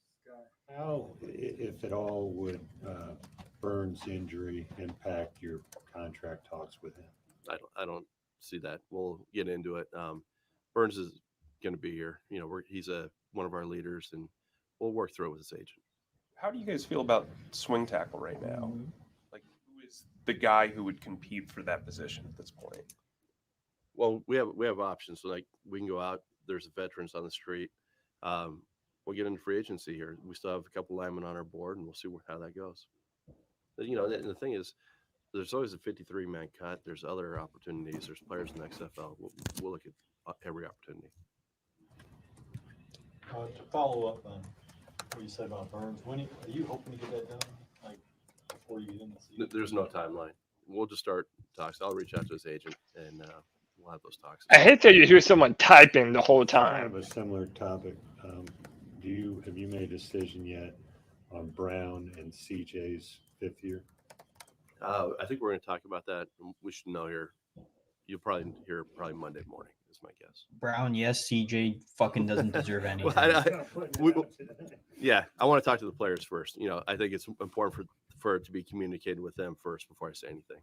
Is there any thought process to maybe getting back into the draft so that way you're not negotiating for players that you like at 6 and 7 round grades? Honestly, I don't want to give up any more picks right now. If there's someone that's just standing there, we'll talk about it. But I think we're set to get into free agency at this point. I do want to keep you guys here later, though, so maybe. Yeah. Frank, you talked about how good you felt about this team, and then you go through what Scott said, go through checking things off. I mean, just what do you feel about this team now after the draft and where things are looking? Feel good in all three, really in all three.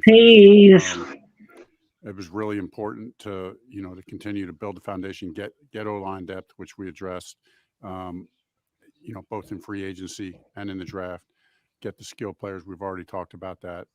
Defensively too, we did the same thing, both adding in free agency and in the draft, and being very selective and about the kind of players that we're looking for. So as Scott mentioned, the roster's always continuing to be built, right? It's never done.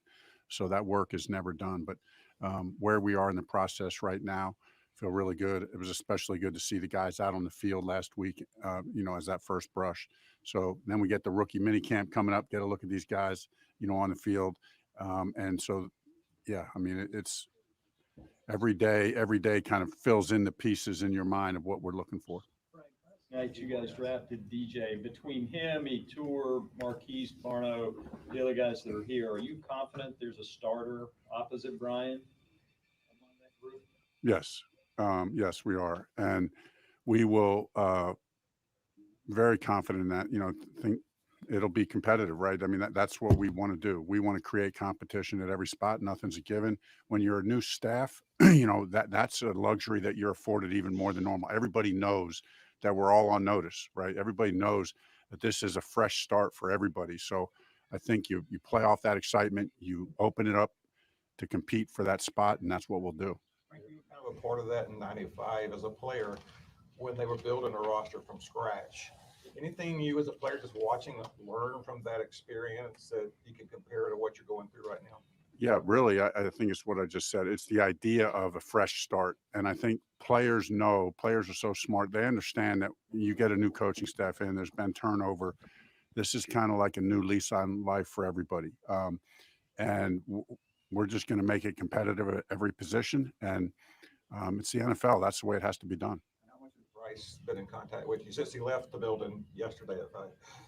Just a little bit, just touch base with him today, just a little bit. But yeah, continue to be excited about that, and we'll get him ramped up here quickly. At edge position, there are a couple veterans available outside. Is that something y'all would consider? Yeah, I think we always explore the market out there. It's got to make sense for us. It's got to make sense for them. So, whoever it may be, we'll just always monitor. Who had the best reaction to a pick this weekend of your scouts and assistant coaches? Probably Camping. I'd love to play poker with him. He can't hide his emotion. Yeah, they already put Camping. Yeah, neither can you.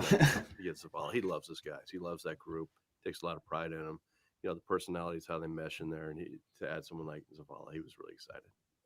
You guys took a couple guys that, and kind of the COVID effect, who were in college 6 years, I think. Did you see a lot of that this year as you on your board that, guys that you normally might not take because of the age, but but Yeah. he almost had. There's guys on the board that were older than some of the guys on our team right now. Yeah. And so it's unique. And there's two ways to look at it. I mean, their bodies have had a chance to mature. Maybe they had more reps in college because they get that extra year. I think it's just kind of one of those unique years that way. I see it correcting over the next couple of years. So, but yeah, it was wild. You're like, this guy's 24, this guy's 25. We ran into that a few times. Go ahead. So with Corral, I mean, obviously you had some injuries at that position in the preseason last year. Does that? What do you say to him, and kind of where do you stand on that? Yeah, it's a fresh start for him. Like Coach said, he's got a new opportunity with the new staff. They haven't seen him before. He came in bigger and heavier. Nothing's promised to anyone. We talked about Andy yesterday is the starter right now, but all he can do is control what he can control. Just go out there and compete. Just make the plays, and we'll see where it goes.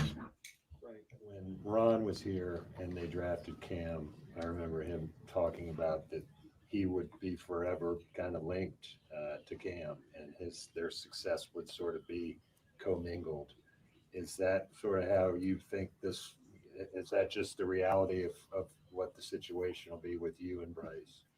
I do think it's the reality. I think we tend to think this is a collaborative thing. You understand head coach quarterback is a unique connection. The fact that I played the position, offensive guy. So, I embrace that. That's kind of fun. In fact, I mentioned that to Bryce yesterday, that our relationship as head coach and quarterback has to be strong. Now, I feel that way with all the players, but there is a unique, and then plus play caller quarterback.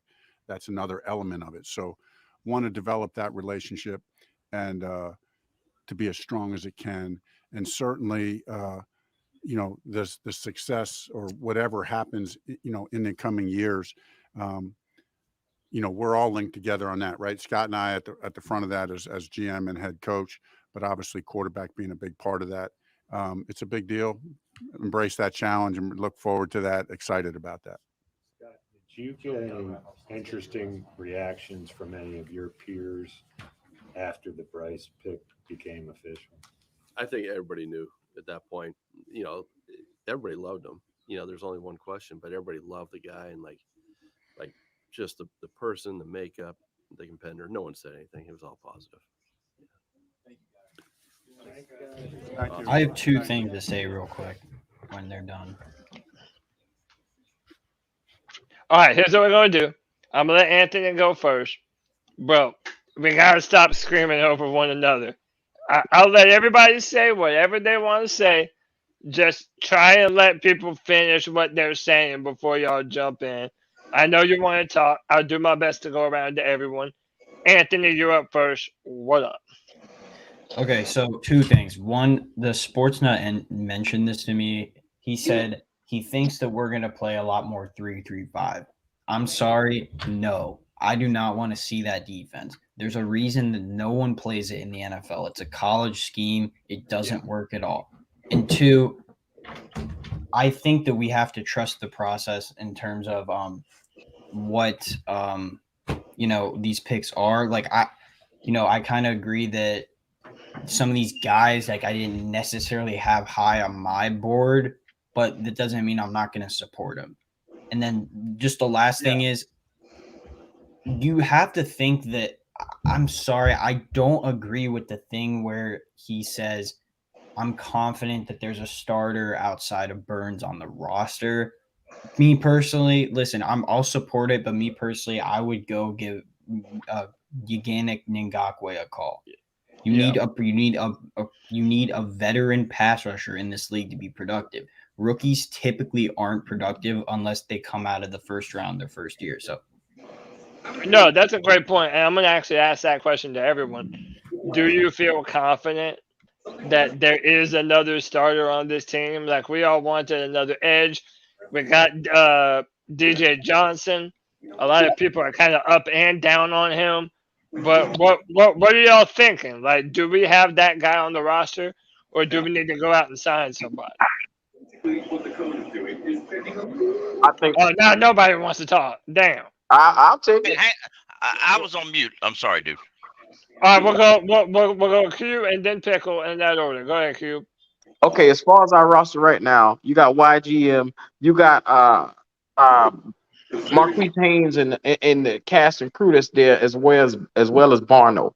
Barno is the future, but right now I don't believe he is all the way polished enough to be able to take that position opposite of Brian Burns.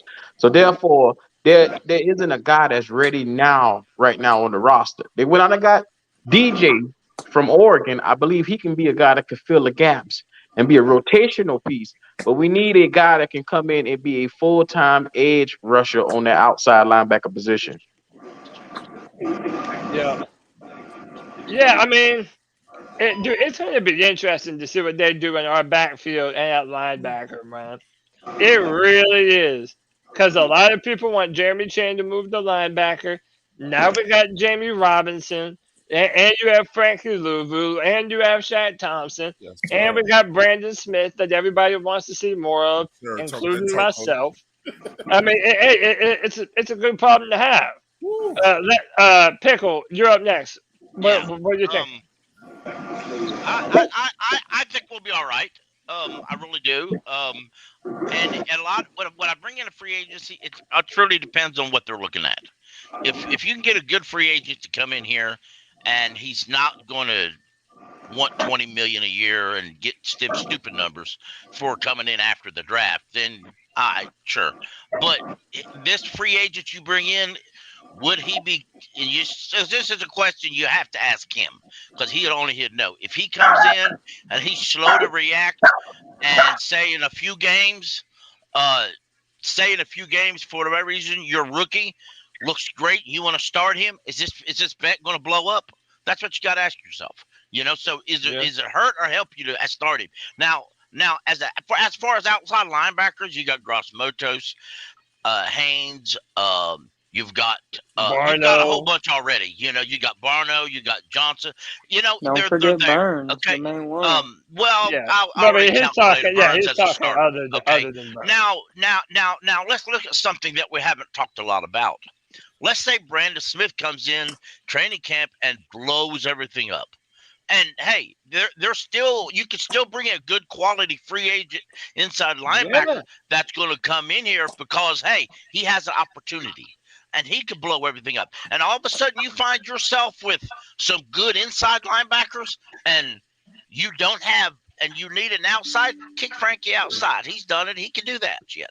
Okay. You don't, one thing I want to say is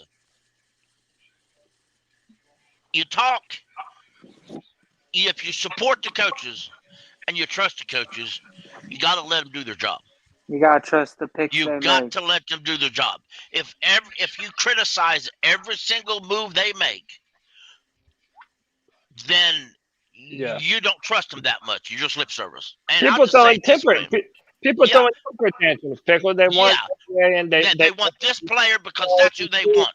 And if on a personal note, I told this to a guy at work who complains about his Titans all the time.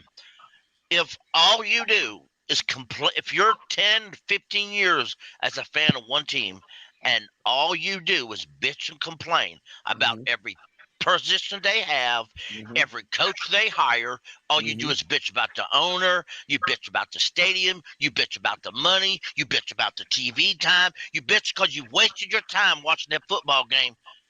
Don't watch it. Go do something else in your life. Go cheer for another team. Go watch college and enjoy your Sundays. Yeah.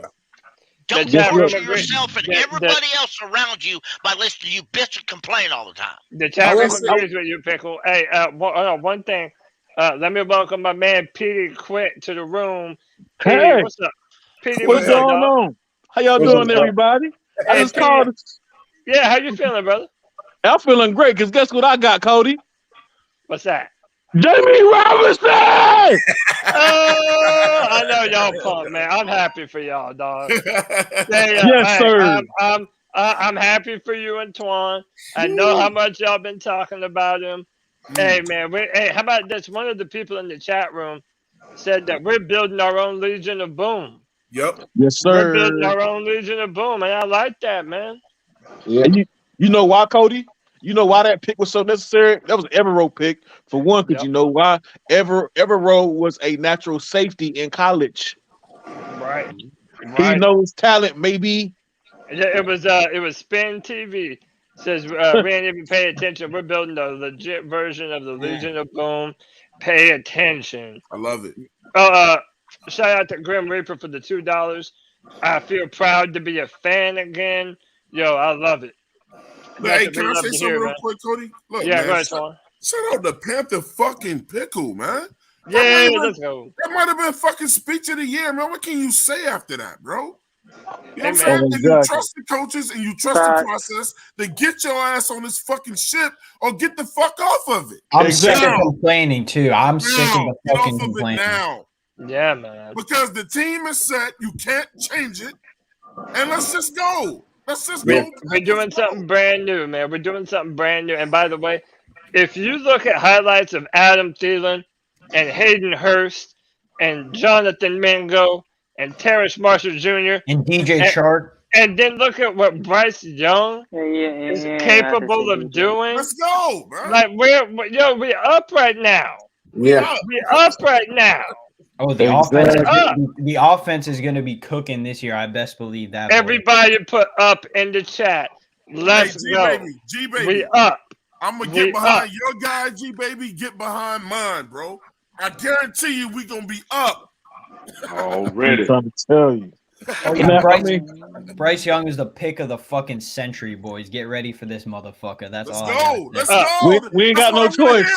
We ain't got no choice, and I have to be behind it. As much as it sucks, but I get behind it. It is what it is. Yeah, man. Oh, man. Straight up. It's time to start talking positive. Let's go. Woo! My day is ready, bro. I can walk with the spirit of G baby from now. Hey, we're going up. Hey, I can sleep well at night now. I got Jimmy right. You know what, Cody? Let me go to my man Wiley. Wiley, what's up, bro? Hey, man, I think we still panicking because we do have a veteran DN. It's called Henry Anderson. Henry Anderson actually can play good. He just was the dude last year. He had a heart problem. Remember? Yeah, but the he year did. before, he played good. About edge. Actually, we're talking about edge. We were talking about edge, not end, my friend. But it's in the difference between a 4-3 and a 3-4. I know the difference. You know what I'm saying? That's good. I know the difference. What I'm trying to say is we have enough for the 3-4, and when we go 4-3, we got here a true defensive end. We have one of those guys. So we have a multi-D, is what you're saying. And by the way, like again, going back to DJ Johnson, the man is 275 pounds and ran a 4.49. Like the dude has all the physical gifts, just like Brandon Smith has all the physical gifts to be able to play inside linebacker. He got about the same speed. He got about the same speed as your boy Mingo. Mingo ran a 4.46. I think I had seen he ran a top-notch speed at a little bit under 22 miles per hour. Yeah, 22.8. I don't think y'all understand how fast that is, but that is that's fast. Bro, we got a bunch of studs, bro. We got studs. We got studs. We got Bryce Young. Everybody went crazy for him that wanted him.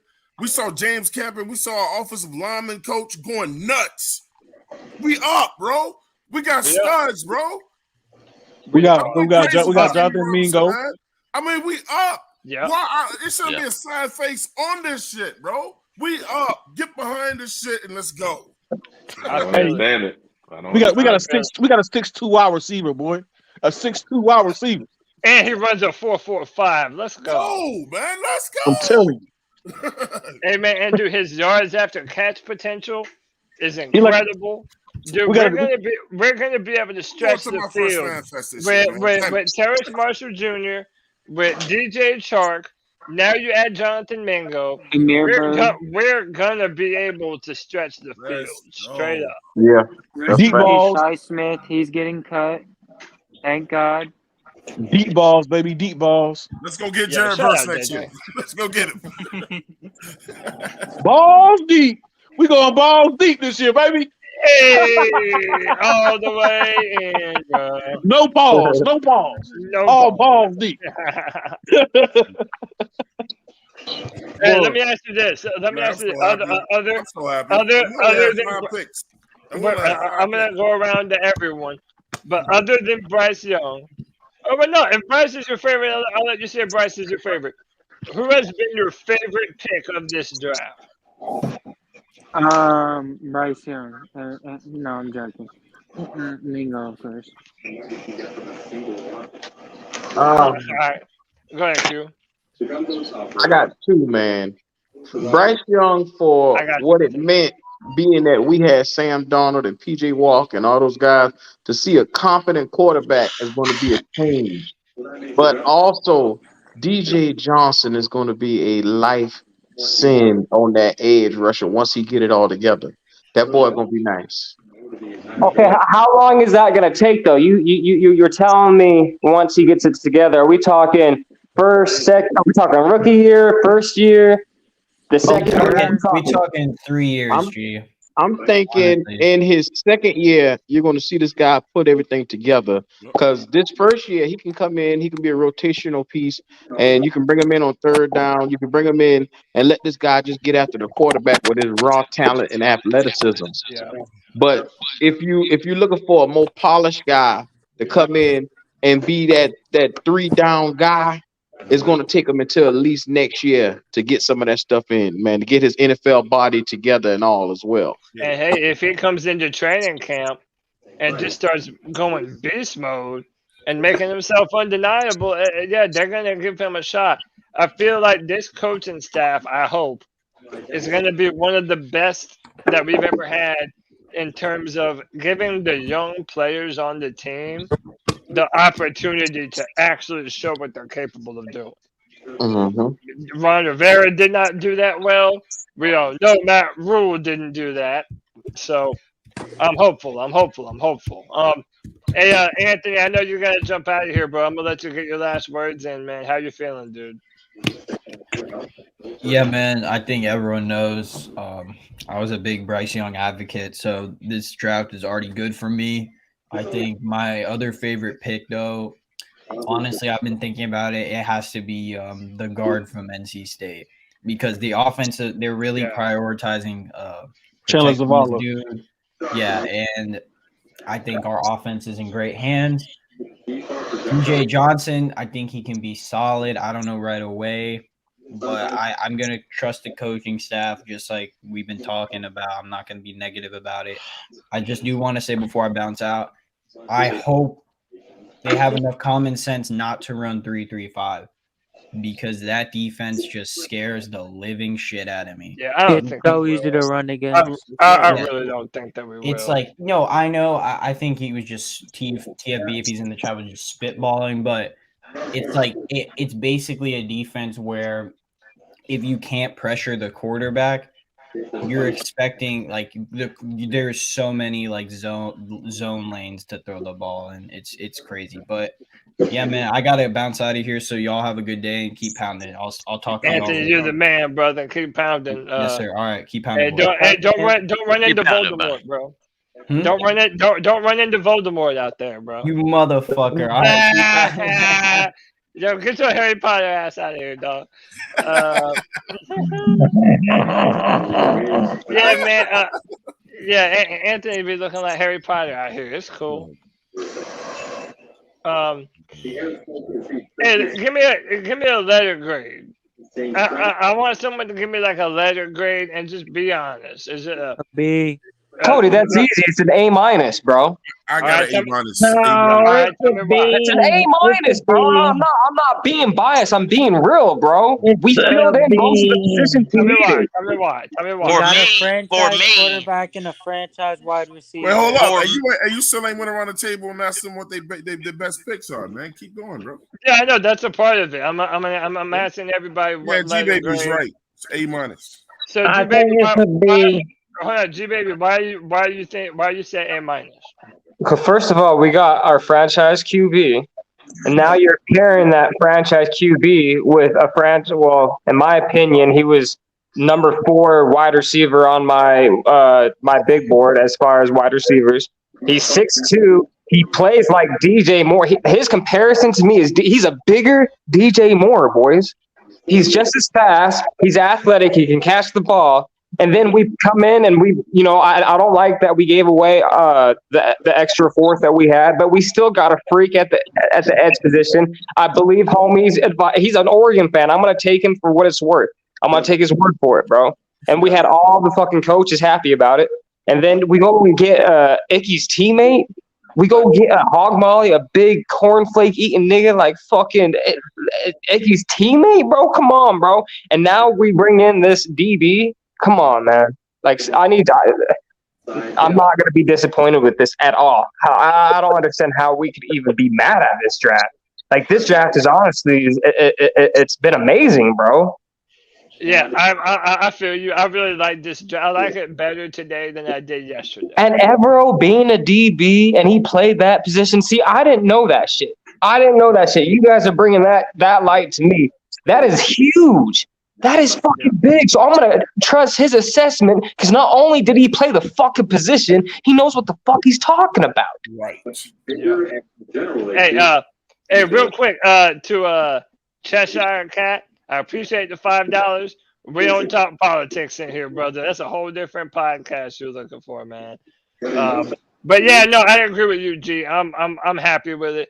Hey, let me go to my man JJ. JJ, do you what letter grade would you give this draft, man? It sucks we only had 5 picks, but we got to do. We ended. Hey, whoever has a TV going in the background, you need to mute yourself when you're not talking or turn it down. Thank you. All right. So we got potentially our franchise quarterback, and in my opinion, potentially our franchise wide receiver, who's going to be a big boy here in the big leagues.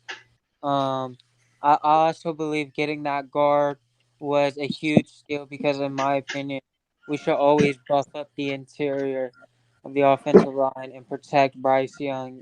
That was one thing me and G Baby always said was we got Bryce Young no matter what. And we got him a wide receiver. We helped out the O-line that already looked good last year. We're having a little bit of a project with that defensive linebacker from Oregon, but hopefully he can become something special. It looks like he has all the physical traits to do so. Maybe it'll be his first or second year he does, but we'll know who he is by his third and fourth year. And then this final guy, you can't really go too wrong with having some extra defensive back help. So he's a big playmaker back there. Yeah, I mean, I'm happy with everything that we've done. To me, it's going to take time. They're going to have to prove themselves no matter what. My man Q from Black Cat Panthers Podcast, what letter grade would you give this thing, man? I'm giving our draft right now a B+ because we got our franchise quarterback, but we had so many missing holes that we glanced over that I feel like it's going to get filled maybe next year or the year after. But as far as what we needed to get done this year, we didn't have enough picks to get it done. Like, there's a glaring hole for us at corner. There's a glaring hole for us at middle linebacker. There's another glaring hole for us for another weapon at running back. I mean, there are positions that we need to have filled, and I think a B+ qualifies us because it just signifies that we got the biggest hole, which was quarterback. Yeah. And no, for the most part, I agree with that. The only thing I'll push back on, and I see you in the back. I'm going to let you in, bro. Hang on. The only thing I'll say is that when everybody says that, oh, we need a linebacker, like everybody wants to write off dudes that we got on the team. Right. Like Brandon Smith isn't 250 pounds, ran like a 4.35 or something insane like that. Like, you just can't teach that type of speed to be able to shoot the gaps, man. Like, we have to be able to build up the players that we have on the roster right now. So, the coaches are going to have to develop. Exactly, Cody. I mean, Matt Rule did not develop any of those picks that he brought in. So now they're a year behind. So, I mean, you got to look at them. We're playing catch up with a lot of those guys, Barno, Smiths. I mean, everybody from that entire draft is a year behind, bro. Yep. Mm-hmm. Yep. And let me go to my man Raleigh. Raleigh Lee, what letter grade would you give this draft, brother? I think it's a B to a B plus, only for the fact that the amount of picks that we got due to I think we could have filled a few more positions, but it wasn't a bad draft. It wasn't at all. I mean, we picked up some good players, and that's just the way I feel. No, I hear you. I mean, that's not a bad assessment. And by the way, we're not. I mean, look, I don't tell no one how to feel. You can feel whatever you want and say whatever you want. The only thing I was saying earlier is we all got to respect each other's opinions, because everybody just gets all angry when they don't get their way and shit. If you don't like it, I'm not going to tell you that you have to like it, but you got to respect everyone's opinion, man, because that's what it is. Time will be the ultimate truth teller. Mm-hmm. We're gonna have to wait. Yeah. It's all about perspective. That's right. It's all about perspective. I mean, I saw you, Jordan. I wasn't trying to shit on no one's opinion, man. I'm just trying to make it where everybody can listen to the show without hearing fighting all the time. Hey, man, let me go to Petey quick. Petey, what letter grade would you give this draft, my man? I would have to give it. I'm gonna be honest. I'm gonna say a solid B plus. Now, I mean, they filled that tiny hole at quarterback. Is it too soon? Sorry. But ultimately, we filled that gap of the big wide receiver, who's like I said, who's like a DJ Moore 2.0, bigger, stronger, faster, and hopefully can create some separation. And if he doesn't get separation, he can just bully ball. So I like that pickup. I like the fact that we got DJ Johnson as well too, who's also a beast on that line. The guy's going to be a great impact on that line. I like the fact that we got Chandler Chandler Zavala? Yeah, Zavala. We're gonna have to figure out how to say that name, because we're gonna butcher that a million more times. All right. Go ahead. He is a run stopper. I could tell. Like I said this before. This guy was a co-sign from Icky, endorsement from Icky, and co-signed by Campen. And then by all means, you know what I'm saying, they pretty much watched film on him, and Campen was kind of high end and on this guy. He loved that pick. So I respect Campen's judgment based off his many years of experience in the league, and he developed a lot of offensive line. So I mean, I respect that pick. And also my biggest favorite one I would have to say of all is Jamie Robinson. And the only reason I say that, because the guy, he has attitude. The guy has attitude on the field. He hungry. You know what I'm saying? He gets on that field and he plays bully ball back there, bro. I love that. I love that pick. Now I don't like, you know what I'm saying, Florida State, but I mean I like that pick though. You know what I'm saying? No offense. Yeah. No offense. No, I hear you. And I'm not gonna play it, but Frank Reich is on NFL Network right now, giving an interview talking about Bryce Young and their entire draft. Pickle, did I get a grade from you? No.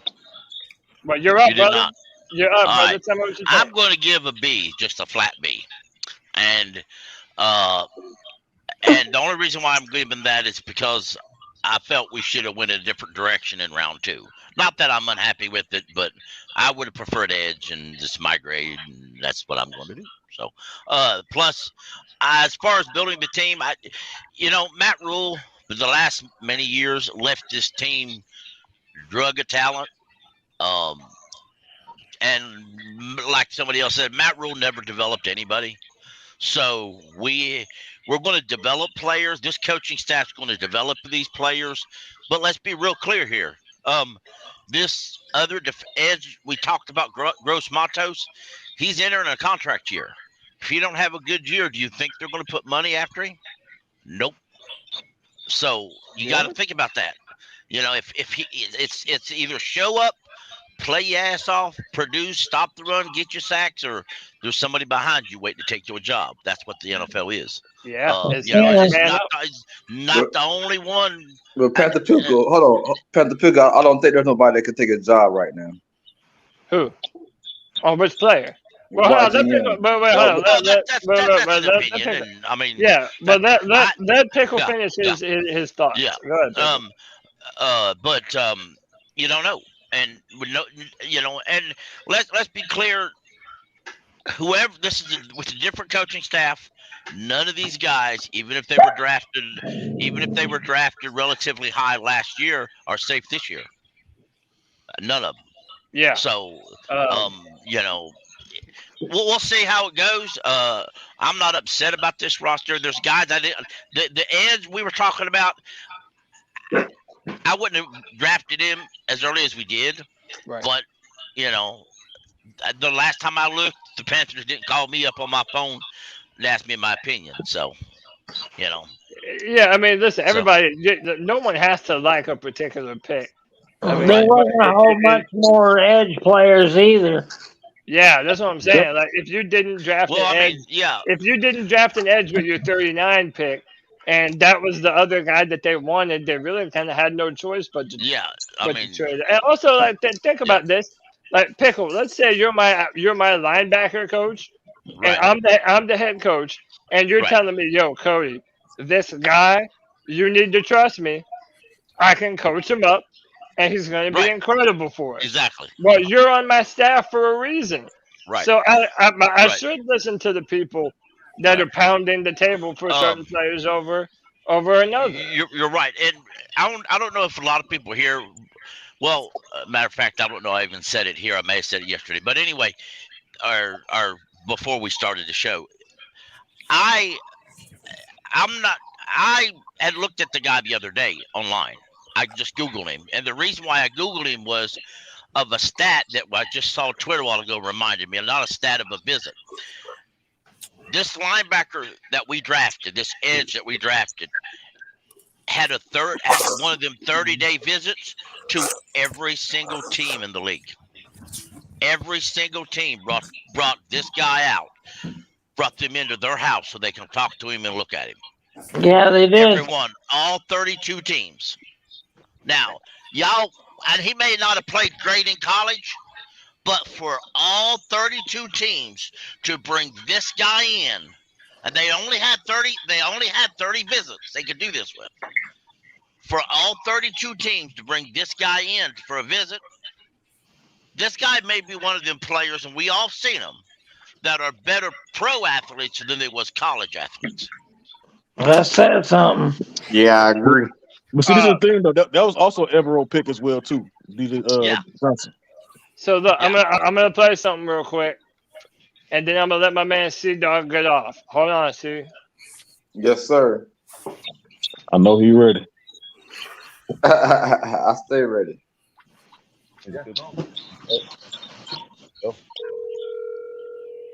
Hello. How you doing? I'm good. Hey, we're about to speak right here. I'm going to talk to our head coach, Frank Reich. DJ Coach Reich, congratulations. Thank you. Hey, you fired up? Big day for you, right? Hell yeah. Who are you there with? I'm with the fam, man. Oh, great. Well, tell them we said congratulations. We're excited you're a Carolina Panther. I'm going to put you on the phone here with our owner. Hey, DJ, how you doing? Good. How you doing? We're doing good. I'm looking right here at the DC. He's so freaking happy. I'm telling you, he's really happy. Tell my dog what's up, man. They don't look as happy as they are talking. Arrest the quarterback? Yeah, they're ready to go get him now. Let's go, man. Congratulations. Appreciate you, bro. I'm excited. Okay, hey, I'm going to put you on with our DC, okay? Okay. Thank you. DJ, what's up? How you doing, Coach? Yo, That's awesome, man. That's awesome. Yes, sir. We got to set the edge first before we rush the quarterback, all right? Yes, sir. I got you. Yeah, okay. All right, man. Heard that? Well, can't wait to get you over here and get working, brother. Congrats again. Yes, sir.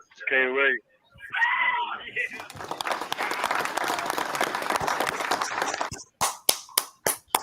I mean, hey, that's a life-changing moment for him and his family, man. So, shout out to them.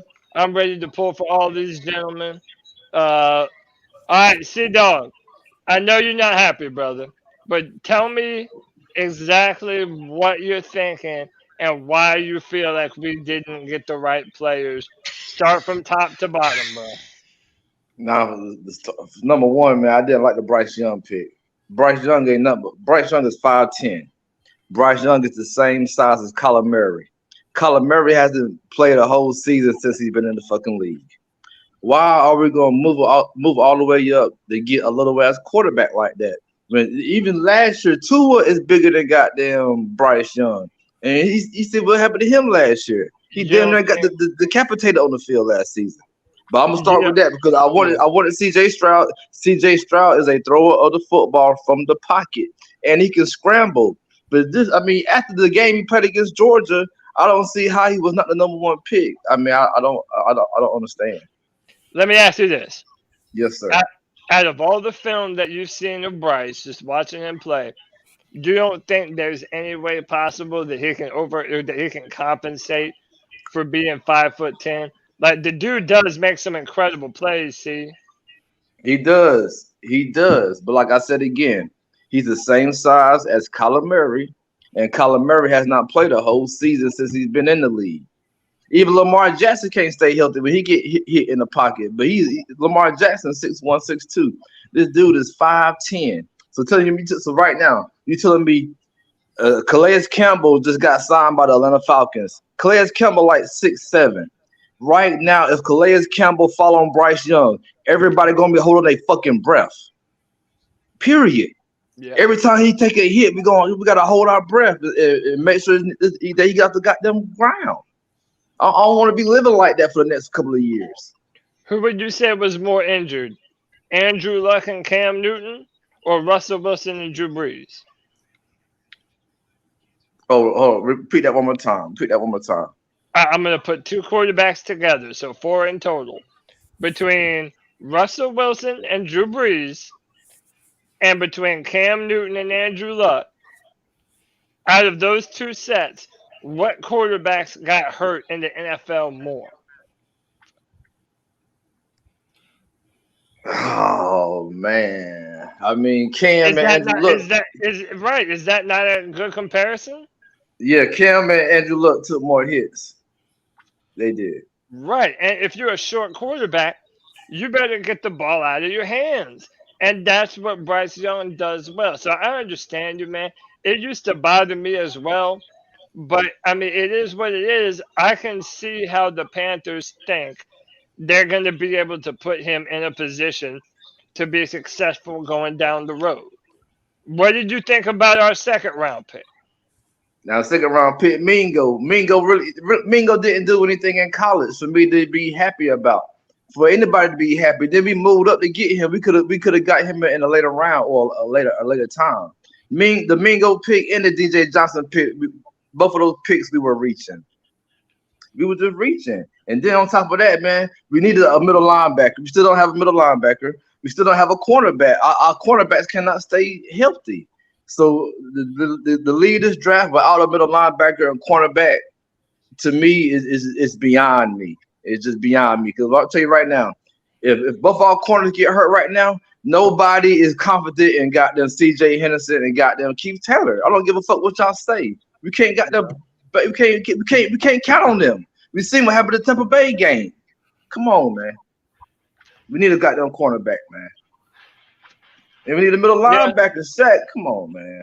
Yeah, I understand everybody talking about Brendan Smith. Brendan Smith is like a 3-4 linebacker. He's really not an inside linebacker because his problem in college was he didn't know where to be around the ball. But we're in a 3-4 now though. Like last year Matt Rule never gave him a shot to actually be a legitimate inside linebacker for us. To develop. Yeah, to develop him. I want to give this man a shot before we're like, oh, okay, we need another linebacker. Like we have a talent that is right up there with first round type of capability. But look though, but Cody, we just drafted this safety from Florida State. Look at all the safeties we got. You can't tell me we couldn't draft a middle linebacker to at least compete with Brandon Smith, because maybe. So you told me right now we're gonna put him out there right now at middle linebacker, and he ain't got no snaps at middle linebacker. No, come on, man. I mean, hey, Shaq Thompson's gonna have to be the one helping them out in the middle, man. That's just too much. Then Frankie Louvu is an outside 3-4 linebacker. Frankie Louvu isn't an inside linebacker. So right now, the only inside linebacker we have on this team is Shaq Thompson, and he's undersized. It could be Jeremy Chin. Jeremy Chin isn't a fucking linebacker. They're gonna move him to linebacker though. Well, look, go ahead. He might have no choice but to play the linebacker. Exactly. Go ahead and put him at linebacker. But when we put Jeremy Chin at linebacker his rookie season, right after the season, he had to have knee surgery for all that fucking banging because he's too small. But see, this is the thing though. This is the thing though, C-Dog. You forgetting about when you said something about cornerbacks. Did you forget about the fact that we picked up Bell and Rowe? They not quarterbacks, man. Von Bell is a strong safety. He a box safety. Bro, they're gonna put that man at cornerback, bro. I'm telling you. No, exactly. He probably gonna be in the middle. He probably gonna be in the middle. Petey's right, bro. And I don't agree with that motherfucker on a lot of shit, but he right. They gonna put him in the slot. I'm telling you. And he played a lot of slot when he was at New Orleans, when he was with the Saints too. Sure did, and we're doing it, and we're doing his thing too. Got to give it to him. Yeah, he was. Who was doing this thing at the slot? Who y'all talking about? Von Bell. Bell. Man, Von. Oh my god. That's what I'm saying. Like we have a defensive backfield that's gonna smack people in the mouth, bro. And you cannot tell me that there's no benefit to that, especially with how soft we've been defending the run in recent years. Like we need dudes that can run down. That's why we need a fucking linebacker. That's why we need a middle linebacker. Come on, man. Man, Shaq Thompson is 6 feet tall. He's an undersized linebacker. I think he's like 6'2". Man, Shaq Thompson is 6 feet tall. He's barely 6 feet tall. I He's mean, probably like 5'11". I mean, he's the OG in this defense now. He's Put been some here respect on forever. him. Put some respect on him, T-Dog. That's what you're gonna do. Hold on, man. Hold on. We're not gonna sit here and act like Shaq Thompson it was the next coming of Luke Kuechly and Thomas Davis, because he's not. He ain't nowhere near. He kept in the same call. He ain't nowhere near what they were when they left. Nobody's comparing him to Luke and Thomas. He kept from the same cloth though. He from the same. You could do a lot worse. That's all I'm saying. He came from the same pedigree. But look, for my final grade for the draft, man, I gotta give it a D, man. I respect your opinion. I respect your opinion. Gonna tell you right now, we don't have a middle linebacker, and if J.C. Horn don't stay healthy and Dante Jackson don't stay healthy all year, it's gonna be a long goddamn season. It's gonna because J.C. Horn ain't played a whole season since he been here. That's why I need a goddamn cornerback. It won't be a long season. Because I believe in the people that the coaching staff that we have right now points in the right direction. Now, as far as the quarterback, I understand. I get you. I understand your segment. Trust me. We all share. I can't say for all of us, but majority of us have the same feeling as you regarding Bryce. But ain't nothing we can do about it. We're gonna have to. We can't change it. It is what it is.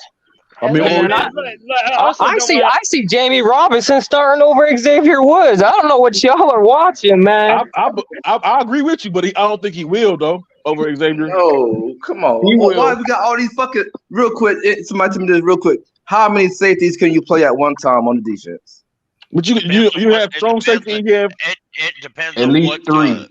You got to play the right safety. It depends on what kind of defense you line up to.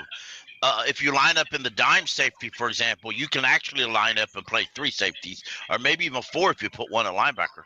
Facts. If you put Chin at middle where they want to put him when they're in dime package, then you can put for example, you can put Robinson or one safety at a corner position, and there's 2 safeties in the backfield. You can play with 4 safeties, and you can do that. But here's what you're looking at though: if you're uncertain, if you're going to line up in a dime or let's say a nickel, and you don't know whether they're going to run, do you trust one of these corners who can't tackle? to line up, 4-4-4. or do you want to trust the safety to do it? And you're going to go in zone defense anyway. You're going to trust the safety. Right. If it's a man defense, it's different. But if you know you're going to go in zone defense, then you're going to put your safeties out there instead of your corners. Can or I your add on? safeties can tack pedal. Can I add on to your point, Pickle? And we got Eric Rowe. Now that you have all these fast receivers and pass catching running backs, it benefits you to have guys that can tackle, but they have the size of a prototypical safety more than they do a linebacker, because they're going to be able to run sideline to sideline and be able to make those tackles. Now, they got to make sure that they're wrapping up when they tackle, but I think that's important. I'm going to go. Let me see. Who I got? JD and then Wiley Robinson. Look at where I'm at here, okay. JD, tell me how you're feeling, bro. Bro, I'm feeling good, man. I remember, I forget who it was. I remember him talking about Jamie Robinson. I went and looked at his highlights, and the first thing that popped off, the first thing that stood out to me, is homie is a thumper. He will come down and lay the boom on cats. So that type of mentality, that want to bang bodies and stuff, that is stuff that you can't coach into people. They either have that dog in them or they don't. So with the way the draft and everything is shaping up, I thought it was that C-Dog that was talking about us needing a linebacker, but I don't disagree with that. They definitely could have or should have. But overall, I'm not upset with the way this draft is going. Thank you, sir. Thank you, sir. I just want to say thank you. That's all. Yeah, I'm even more excited for this damn season to start now. This, like I said earlier when I called in, man, this team is doing. I'm not used to this. I'm not used to motherfuckers doing shit that makes sense, and I love it, and I'm here for it. And JD, what letter grade would you give this draft? I got to give him an A-. I got to give him an A-. I would have gone with an A+. Had we addressed the linebacker position a little bit. Thank you, JD. It's that Hawaiian sunshine. You got to bring it down to a B, my man, because you didn't get a middle linebacker. Come on now, you can't give him no A. They didn't get a middle linebacker. Hey man, let JD give his own grade, man. Y'all gotta understand, right? So like me, like I said before, my heart is always going to drift. So football is in my soul, right? My heart is attached to all that. My mind, my heart, they're always going to drift back to the defensive side of things. Before the second round had started, I felt like we should have targeted a DN, but with the way that everything unfolded, you got Bryce Young. You went out with the next pick. You got him, a guy that you can pair with him. So they'll have a connection that they'll be able to develop on. I can't hate that. And then what did Fitterer and company do with the very next couple of picks? They addressed the defensive side of the ball, and they actually addressed positions that needed attention. Burns needs help. Maybe the DJ. I don't remember DJ Johnson. Yeah, so make again. I still have high hopes for YGM that he can break out. I think Haynes is a good rotational guy. So I genuinely cannot be upset with the way that somebody got to turn their TV down in the background. So yeah, man, it's all in all. And y'all I do apologize to some people that are like, yo, you tripping? How can you give them an A-? Y'all gotta understand, right? Like I just got paid yesterday. Hey, God, it's good. So I'm feeling bro, I'm feeling like I'm that shit. I just finished up my workout. Just went and took care of some home improvement shit. A lot of shit that I wanted to happen has been happening in my personal life. And then I see the Panthers doing shit the way that they should have been doing it all along. So I'm just sitting here geeked off for life, bro. So JD, we up right now. Congratulations, JD, we up right now, bro. Yep. We up. I'm happy for you, man. I'm happy for you. Twan, get in this, man. Give me your draft grade and just your overall thoughts, man. I'm just gonna say like this, man. When I brought up Jamie Robinson, a lot of y'all motherfuckers turn y'all nose now. And all I asked y'all to do was just go watch the tape. I was one of them, bro. I was one of them. All I said was just go watch the tape. Just go watch it. You know what I'm saying? But the thing is, Hey, like, my apologies. I'm interrupting you real quick, Twan. Yeah. You said that because you were the one that brought him up, and I was like, bro, we don't need no tape. And then, like you said, I went and watched the tape, and I was like, yo, I'm fucking with it. Like I said, dude is a legit thumper. Did you see what he was taking on offensive linemen? Come on, man, a safety doing that? He's a beast, man. I want to CJ Stroud, but we got Bryce Young. I'm getting behind Bryce Young. I know how small he is. He said he can't grow. He can't. So, but that's what we got that line for. The line is going to be there to protect him. I'm not too worried about him getting hurt, you know what I'm saying, for the most part, even though he's small, because the NFL rules are conditioned now to keep the quarterback safe, man. Not that I like that, because I don't like the soft NFL, but you know what I'm saying? I mean, if it's going to keep him on his feet, then it's going to keep him on his feet, man. I mean, if Tom Brady played until he's 50, then, I mean, Bryce Young going to be back there for a minute. I got to wish him the best. It's no longer can you complain about the guys that we got because they're here now. I'm giving Carolina an A-. The reason why I'm giving them an A- is because we only have 5 picks. But the reason why I'm giving them an A- is because we only have 5 picks. And then they hit on them. Is this the first time that Fitterer didn't trade down at all? Right. Or maybe his first year he didn't trade down. Right. But, I mean, a lot of people thought that he was going to trade back and get more picks. No, he decided to trade up. And then, like Pickle was saying earlier, there were rumors that the Panthers were trying to move back up into the first round, but they weren't coming off of whoever we were calling. They weren't trying to come off of whatever pick that they had. Guys, the other thing that I'm saying in terms of the I'm not big on 6- and 7-round picks. I've been telling people that. But, you know, sometimes you can find a diamond in the rough. The other thing is, look, man, we're not done getting people to come to this team, bro. It's just the off. I mean, it's still open season. I mean, guys from other teams ain't still been moved around. And I'm telling you, bro, guys are looking at the coaching staff we got over here, and they watch what we picked up in the draft. Somebody is going to go, I want to go play for the Panthers. And they're gonna be starting for the practice squad as well, too. So yeah. And Not the thing is, these are developmental coaches, man. I mean, Barno ain't got his shot. Whoever said, like I talked about the players that's already on the team, we got to get those guys a chance too. I'm even with Cody, man. I know a lot of you motherfuckers not gonna like it, but if Matt Corral goes out there and outperforms Bryce Young, then Bryce Young might have to wait a year. I want the best player on the field. Hey, Twan, what you saying that? I just want to say something real quick. I want the best player on the field.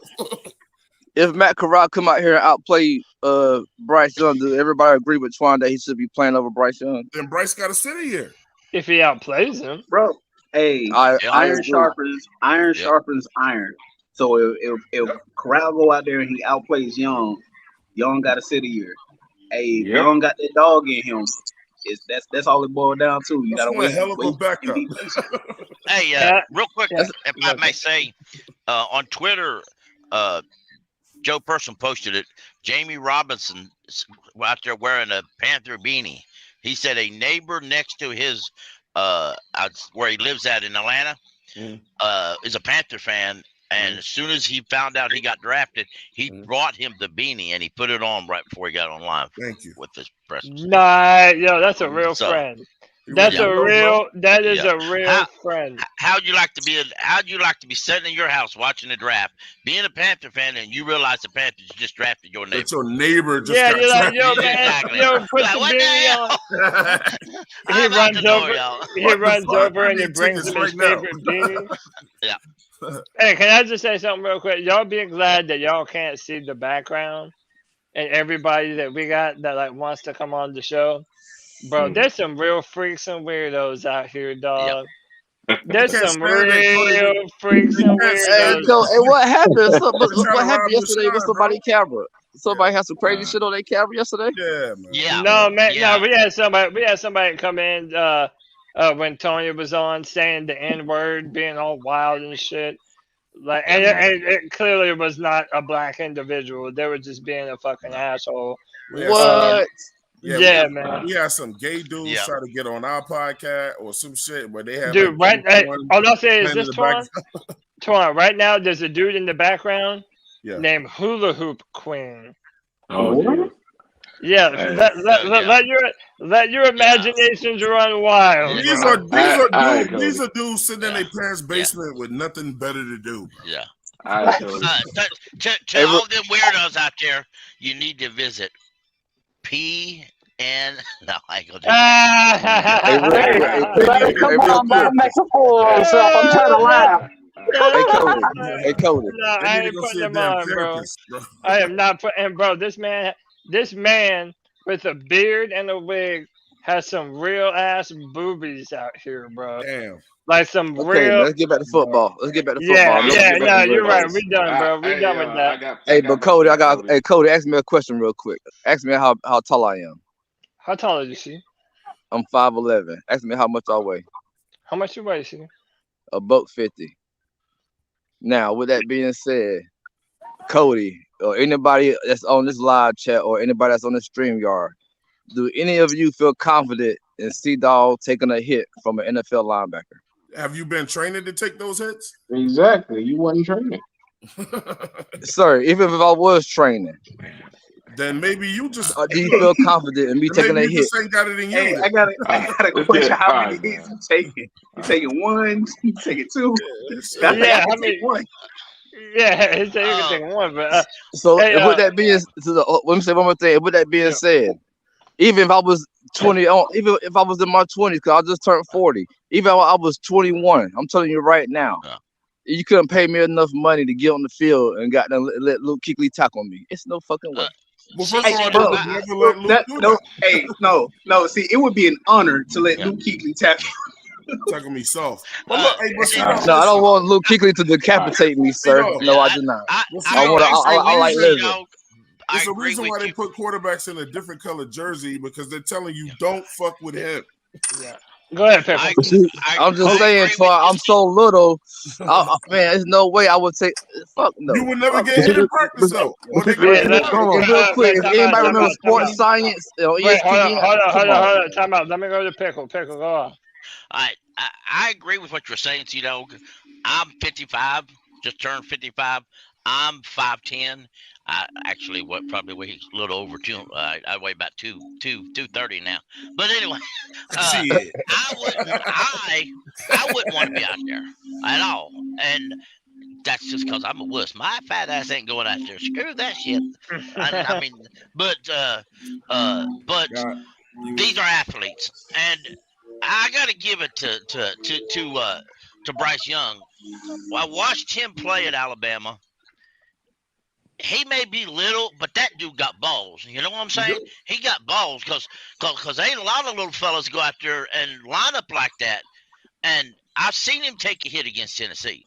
He took a hit, and I'm like, as a Tennessee fan, I'm like, yeah, don't now just keep your bitch ass down there, little fella. He didn't. He just got up. I thought, well, look at that little shit. And he just, I said, somebody hit him harder, But and I got to hand this to the guy. He always gets up and he always comes back for more. Now, he does. Would I give him? Would I give him a 10-year contract? No, ain't gonna happen. Hey, Cody, can I go next? See what happens. But He Pickle. wouldn't have been my first pick. Everybody knows that. But wait, everybody, time out. Everybody, time out. Who just asked me if they could go next? Is that Wiley? Petey, quick. Oh, Petey, go. All right, so I'm gonna go. I'm gonna go Petey, and then I'm gonna introduce Chuck, and then I'm gonna let Wiley get off. Hey, look, I'm about to get ready to bounce though, Cody. Just to let you know that, man. Before I get up out of here, I just want to say something. Hey, and Petey before Petey go. Hey, Petey, you mind if I say something before you? Go ahead. Hey, look, man. Based on just like C-Dog was saying or whatever, look, man. For everybody that's played football on this panel, you gotta love this sport, man. You embrace the hits. You love the hits. It's gotta be in you. If it ain't in you, then you can't play that sport. And anybody that we just picked up, them dudes make me feel like it's in them. They welcome that type of shit. It's a challenge, bro. You gotta be a little off to be a football player, man. Oh yeah. You like to be hit and you love to hit somebody. You know what I'm saying? Yeah. But with that being said, man, make sure you guys go out there, subscribe to 704 Charlotte Bound Show, man. I got a lot of Twan versus everybody's coming up. I got 4 new shows coming up. And look, man, we up. Cody said it. We up. I'm just so happy with this team, man. And whoever, somebody else said it's been a long time. I feel great. I feel good. I'm good. I'm up. No one can stop us. We all the way up. I'm good. We all the way. All right, hey, Twan, I appreciate you, brother. All right, man. I love y'all. Shout out to Twan Don. Sir. Because during this whole time, when this last draft, and it seemed like forever when they were waiting, he knew it was his guy in the background. Yeah. He knew that. And That's he a didn't good get point. emotional. He didn't My say ass would have got nothing. emotional. He Yeah. didn't get emotional. He was calm. He said, "Oh, you guys are like this." That's all he ever said. Yeah. And nowhere near did I think it was this dude, because I kept thinking if it was the Robinson kid, Yeah. Twan'd be off the chain. And Twan Don, hey, how about I'll say this? Twan Don was calm like a bomb. I just said we made the right decision. He knew that he was He, gonna explode, bro. He gave you that Houston Texans fool. Ooh, Look, we ain't bro. taking. I was biting my lip. We ain't taking that quarterback. We don't want to draft. We ain't taking him as. Yes, what the hell we are, baby. I know. I gave Twan so much hell. Yeah, he did, just to give him hell, and he stood tough, man. Hey, I'm He's a happy for Panther. you, He's a Panther, and bro, now that he's a Panther, I'm excited to see what Buddy can do, man. Let's go, man. Let's go. That's it. Twan Don, you the man, brother. Y'all Man, check love out you guys, 704 man. Have a Charlotte great Bound Show, man. Yes, sir. All right, peace and love, brother. Hey, let me get my man Chuck. Chuck, welcome back to C3, man. How you feeling about this draft? Tell me everything, man. How you feeling? I'm feeling good. I'm feeling good about the draft. I know people are feeling a little bit different about that Oregon kid. I think that, our defensive coordinator has a plan for him. I really think that he's going to be a third down specialist and this rush to passer kind of thing. And once he develops it, I feel like, coaches are here for the development of players. They're not finished products. None of these people are finished products. And I feel like we get caught up in the situation where it's that, they're not good right now, so they're not going to be good. Players can improve. Even Bryce Young can improve. So I do feel like, this is a good draft and good start in the building blocks. I do feel like, in a situation where, I feel like we're trying to maximize. I think we're doing the right way. I think we're trying to maximize the rookie contract of Bryce Young. We're trying to maximize. No, let's not build the blocks now. Let's win now where we can win now and build through that. People don't understand about Bryce Young. You have to be a little bit off. I really don't feel like people understand the speed of the NFL. That is like going on the field is like going into highway, dude. These people are so fast. You don't even know how fast they are. Like we say like a 4.6 is slow or 4.7, it's super fast. But either way, I'm excited. I'm ready. I'm ready for training camp. Can I say something real quick, Cody? Real small. Yeah, no, I know. I'm gonna let you. I just want to tell. I got 2 people waiting in the background. I'm probably gonna go another 5 minutes, and then I'm gonna get out of here. So I'm not adding anyone else today. Sorry, I don't mean to make anybody upset, but we got enough people in today, and I wanna make sure that we keep this stream. Hey, Cody. A bit to a minimum. Yeah, go ahead, Pete. Cody, I want to say something real quick to pretty much combat what C-Dog was saying about how short he was. And like I said, you're not wrong. And I had the same words as well, too. But you got to understand that also Demir Bird is like 5'8", 5'9", taking hits out there. And you got guys out there that's like 6'1", 6'2", still running the bounds to shy away from contact. So, I mean, it is what it is. That's it. Yep.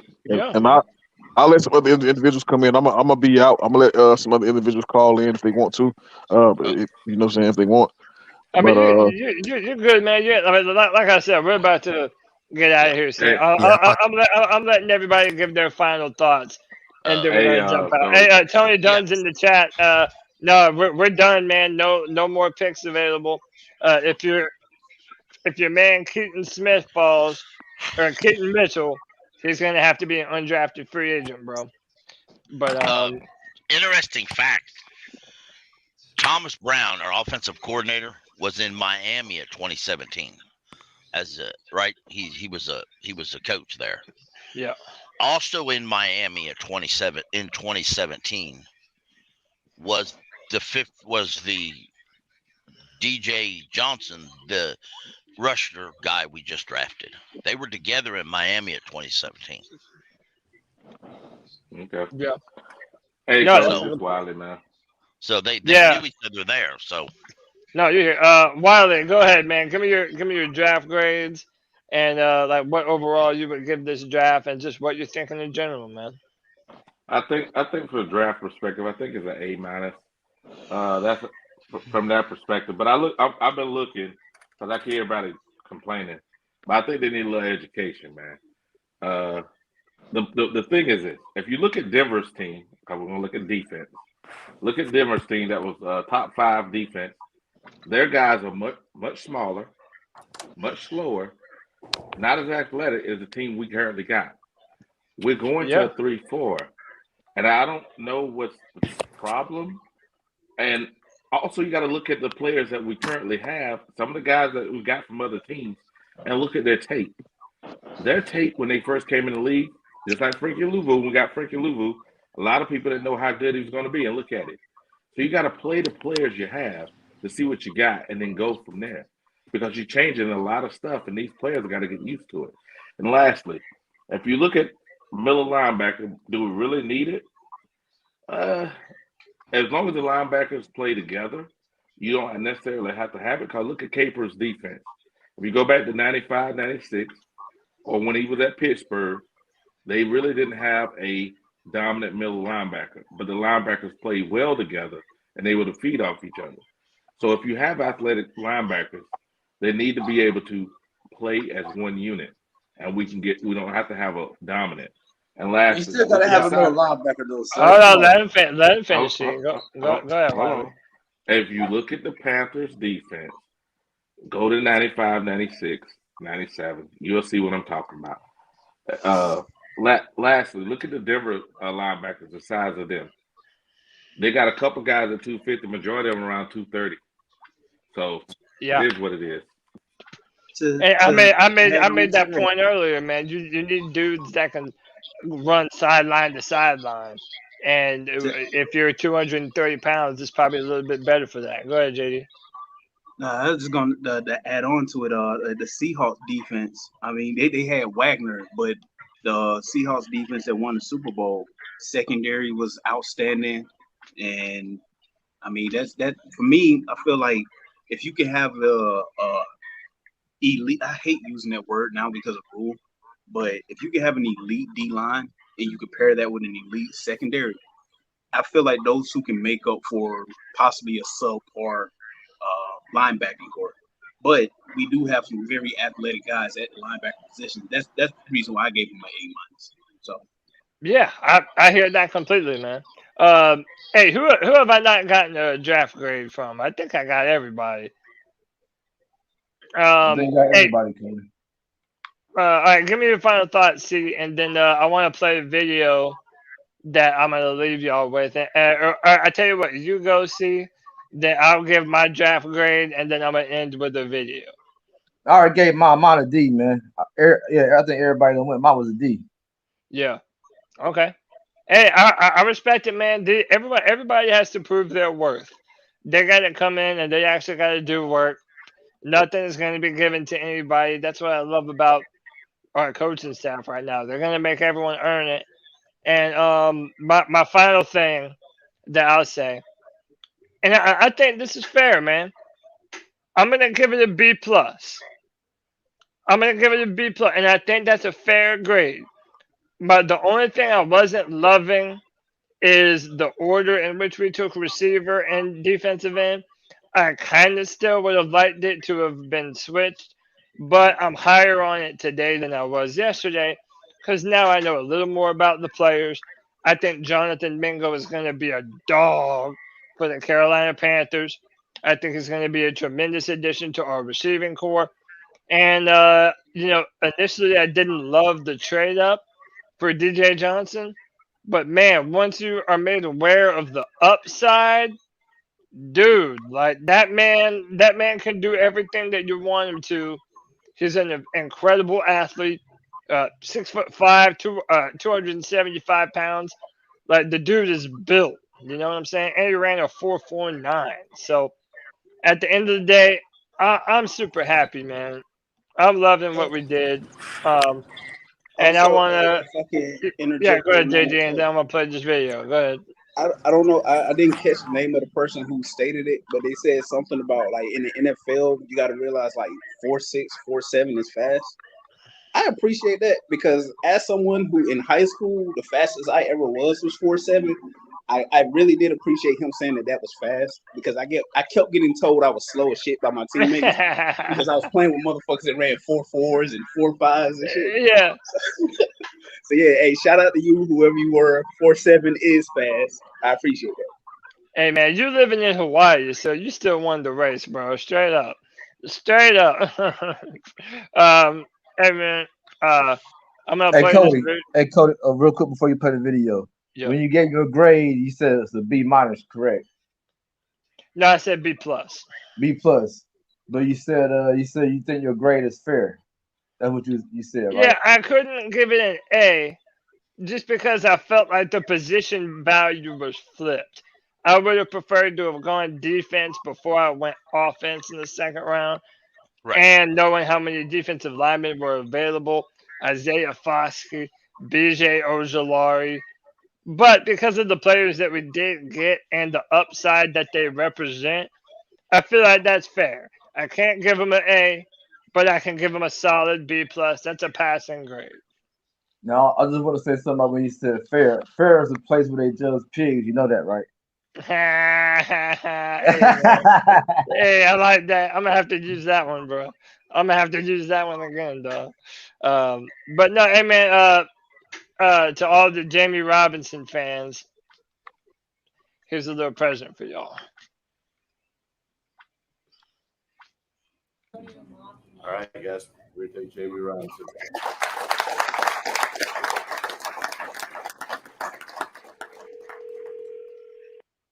Hello. Hey, Jamie, it's Claire with the Carolina Panthers. How are you doing? I'm doing good. How you doing? Good. Good. Hey, we're about to put you right here. I'm going to let you talk to our head coach, Frank Wright. Jamie. What's up, Coach? Hey, man, congratulations on becoming a Carolina Panther. Yes, sir. We're excited to get you in the building here. And, we're going to build something special here and look forward to you being a part of it. Yes, sir. Appreciate that. I'm going to put you on the phone with our defensive coordinator, Ajero Evero. Jamie, congrats, man. Thank you, Coach. Yeah, man. We're excited to have you, brother. Can't wait to work with you, man. Hey, just know I'm ready to work. I'm ready to come here on the play. I'm ready to come here and become a starter. And I love it. That. Listen, I love it. I'm going to hold you to that every day, right? We're going to challenge each other Yes, to make sir. each other better, right? Most definitely. Man, I can't wait. I can't wait. Well, congratulations, man. We'll talk soon. All right, Coach. Thank you.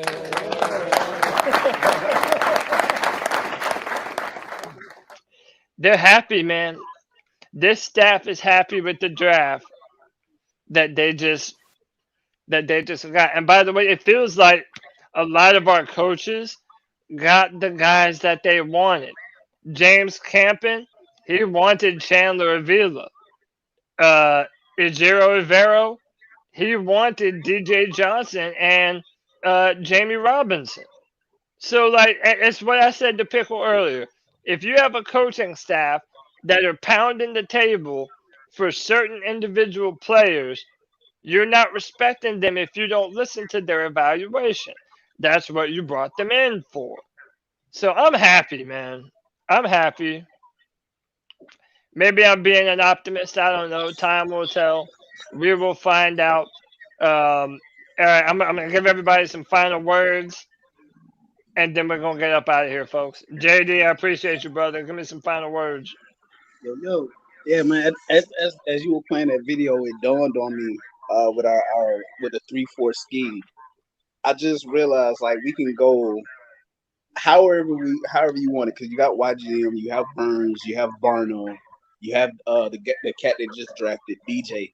Could you imagine getting into an obvious passing down? It's 3rd and long, and you have DJ opposite Burns. You got Barno out there. You got Hank. Bro, we got speed. Like we got speed.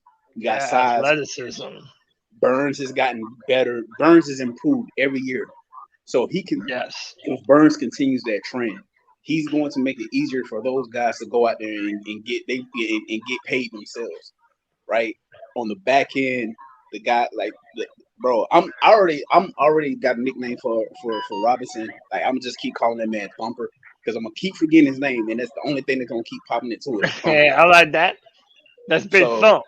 That's big thump. Bro, I'm like I said before, I'm excited as hell about this season. So yeah, man, this let's go. Hey, you know what too?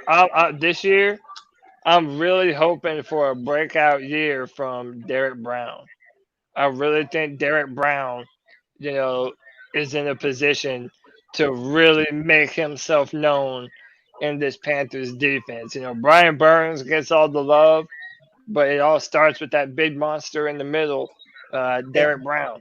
And I forgot to even mention deep, like you, bro, 3-4, and you can have Derek Brown in the middle. Like, oh my God, I'm ready to see it. Yeah, I know, man. This is gonna be incredible, dude.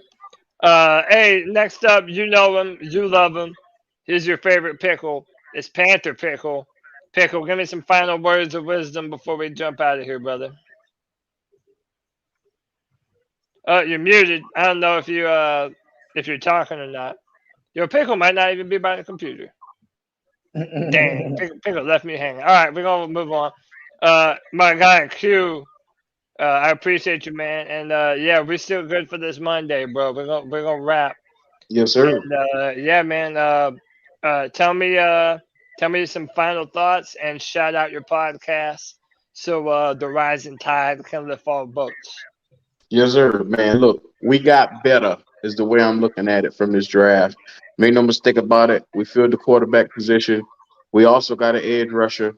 I love what we got depth on the offensive line, and we got a safety that's going to be able to come around and move some guys around. And think about it, man. Xavier Woods is not it. I mean, the nice way to do is just to put him on the back burner. Man, So hold on, man. Oh my God. Man, let that man finish. Go. I'm a end with you, see, dog. Go ahead. Go ahead. We put him on the back burner because he got brick hands and he can't catch. Coverage is basically what we're going to be looking for. Coverage skills.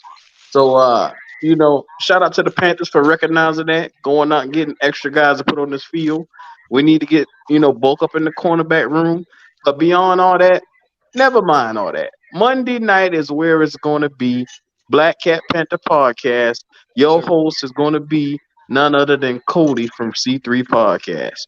So, I can't wait. We're going to talk about all these additions. We're going to talk about all this, DBs that we got coming into the room now. It's going to be a special thing, man, brother. And I appreciate you for just opening up the platform for me to be here. Yeah, man, I appreciate you. I wasn't even planning on going live today. G Baby and Panther Pickle called my ass up. They said, "Where the hell are you at, bro?" I said, "Damn, all right, let me get my ass up and go do a live stream right quick." So, man, look at here. I'm tempted to get a little itch to do something tonight. Hey, man, do your thing, bro. Yes, do sir. your thing, man. Do your thing. I'm gonna go to Wiley and then we're gonna end with C Dog. Wiley, I appreciate you for jumping on, man. Tell me your final thoughts before we jump out of here, man. Hey, man, we are in a nice place, and I think a lot of people need to stop being so emotional and actually do what I did when we got rid of that guy we don't want to name and do some research. Research the players we got, research the coaches we got. We're in a way better place than we've been over the last 10 years, and people don't realize it yet. But I always said, like I told Q earlier, we're gonna purge a lot of fake fans. Oh yeah. And when we purge them, hey, we're gonna say stay over there. I agree with that. Don't come back. I agree with that. Hey, C Dog, when you about to start your YouTube channel, bro? Well, it's coming, man. I had some family deaths back to back. Oh, I'm sorry to hear that, brother. But man, real quick, man. When man talking about the coaching staff and everything, it's been the best. This is the best coaching staff we had in the last 10 years. I can't say that because Riviera took me to a Super Bowl. Cam Newton took me to a Super Bowl. They got They got to prove it. I mean, what have Frank Wright done? I mean, he haven't done anything in the league. Even when he was with the Eagles, Doug Peterson was calling the fucking plays. Can I meet you halfway, C-Dog? They have not yet proven it, but at the same time, there's a lot of reasons to be hopeful that this staff knows what they're doing. They've had a lot of success at just about every place they've been. So we should have some hope. Here's hoping. Here's to hoping. But all right, man. Well, look, my name is Cody Lashney of the C3 Panthers Podcast. If you have not done so already, please be so kind to hit the like button, hit the subscribe button, hit the notification bell if you have not done so already. I mean, what other podcast is like? I mean, we're always live, man. I feel like I've been live doing something every day this week, man. So, show some love, hit that like. If you would like to become a super fan for $1.99 a month, hit that join button and show some love to the C3 Panthers podcast. And there's Pickle. I went to you earlier, man. You weren't even there, man. Give me your. What is Hey, it? Pickle. No, before you're you good. go, Give me. Yeah, go ahead, JJ. one, one last thing. I like to petition the people on behalf of Panther Nation that we start addressing Cody, our proprietor of the Friday Free for All, and all these podcasts allowing the fans to come in and speak their piece. I like to petition the people that we start addressing Cody as King Lashley from here on out. All right, Hey. That's me. Hey, y'all are too kind. My noble constituents, bro. Y'all are too kind, man. But hey, I appreciate that, JD. Hey, my man Pickle, we saved the best for last, man. Go ahead and get off and tell these people. Give us some final words of wisdom from the man Panther Pickle. Keep pounding. Don't look down. Look up. Because at this point, all we got we can only go up. And as long as we whoop the Falcons, the Bucks, and the Saints, we all good. That's the only thing left to be said, y'all.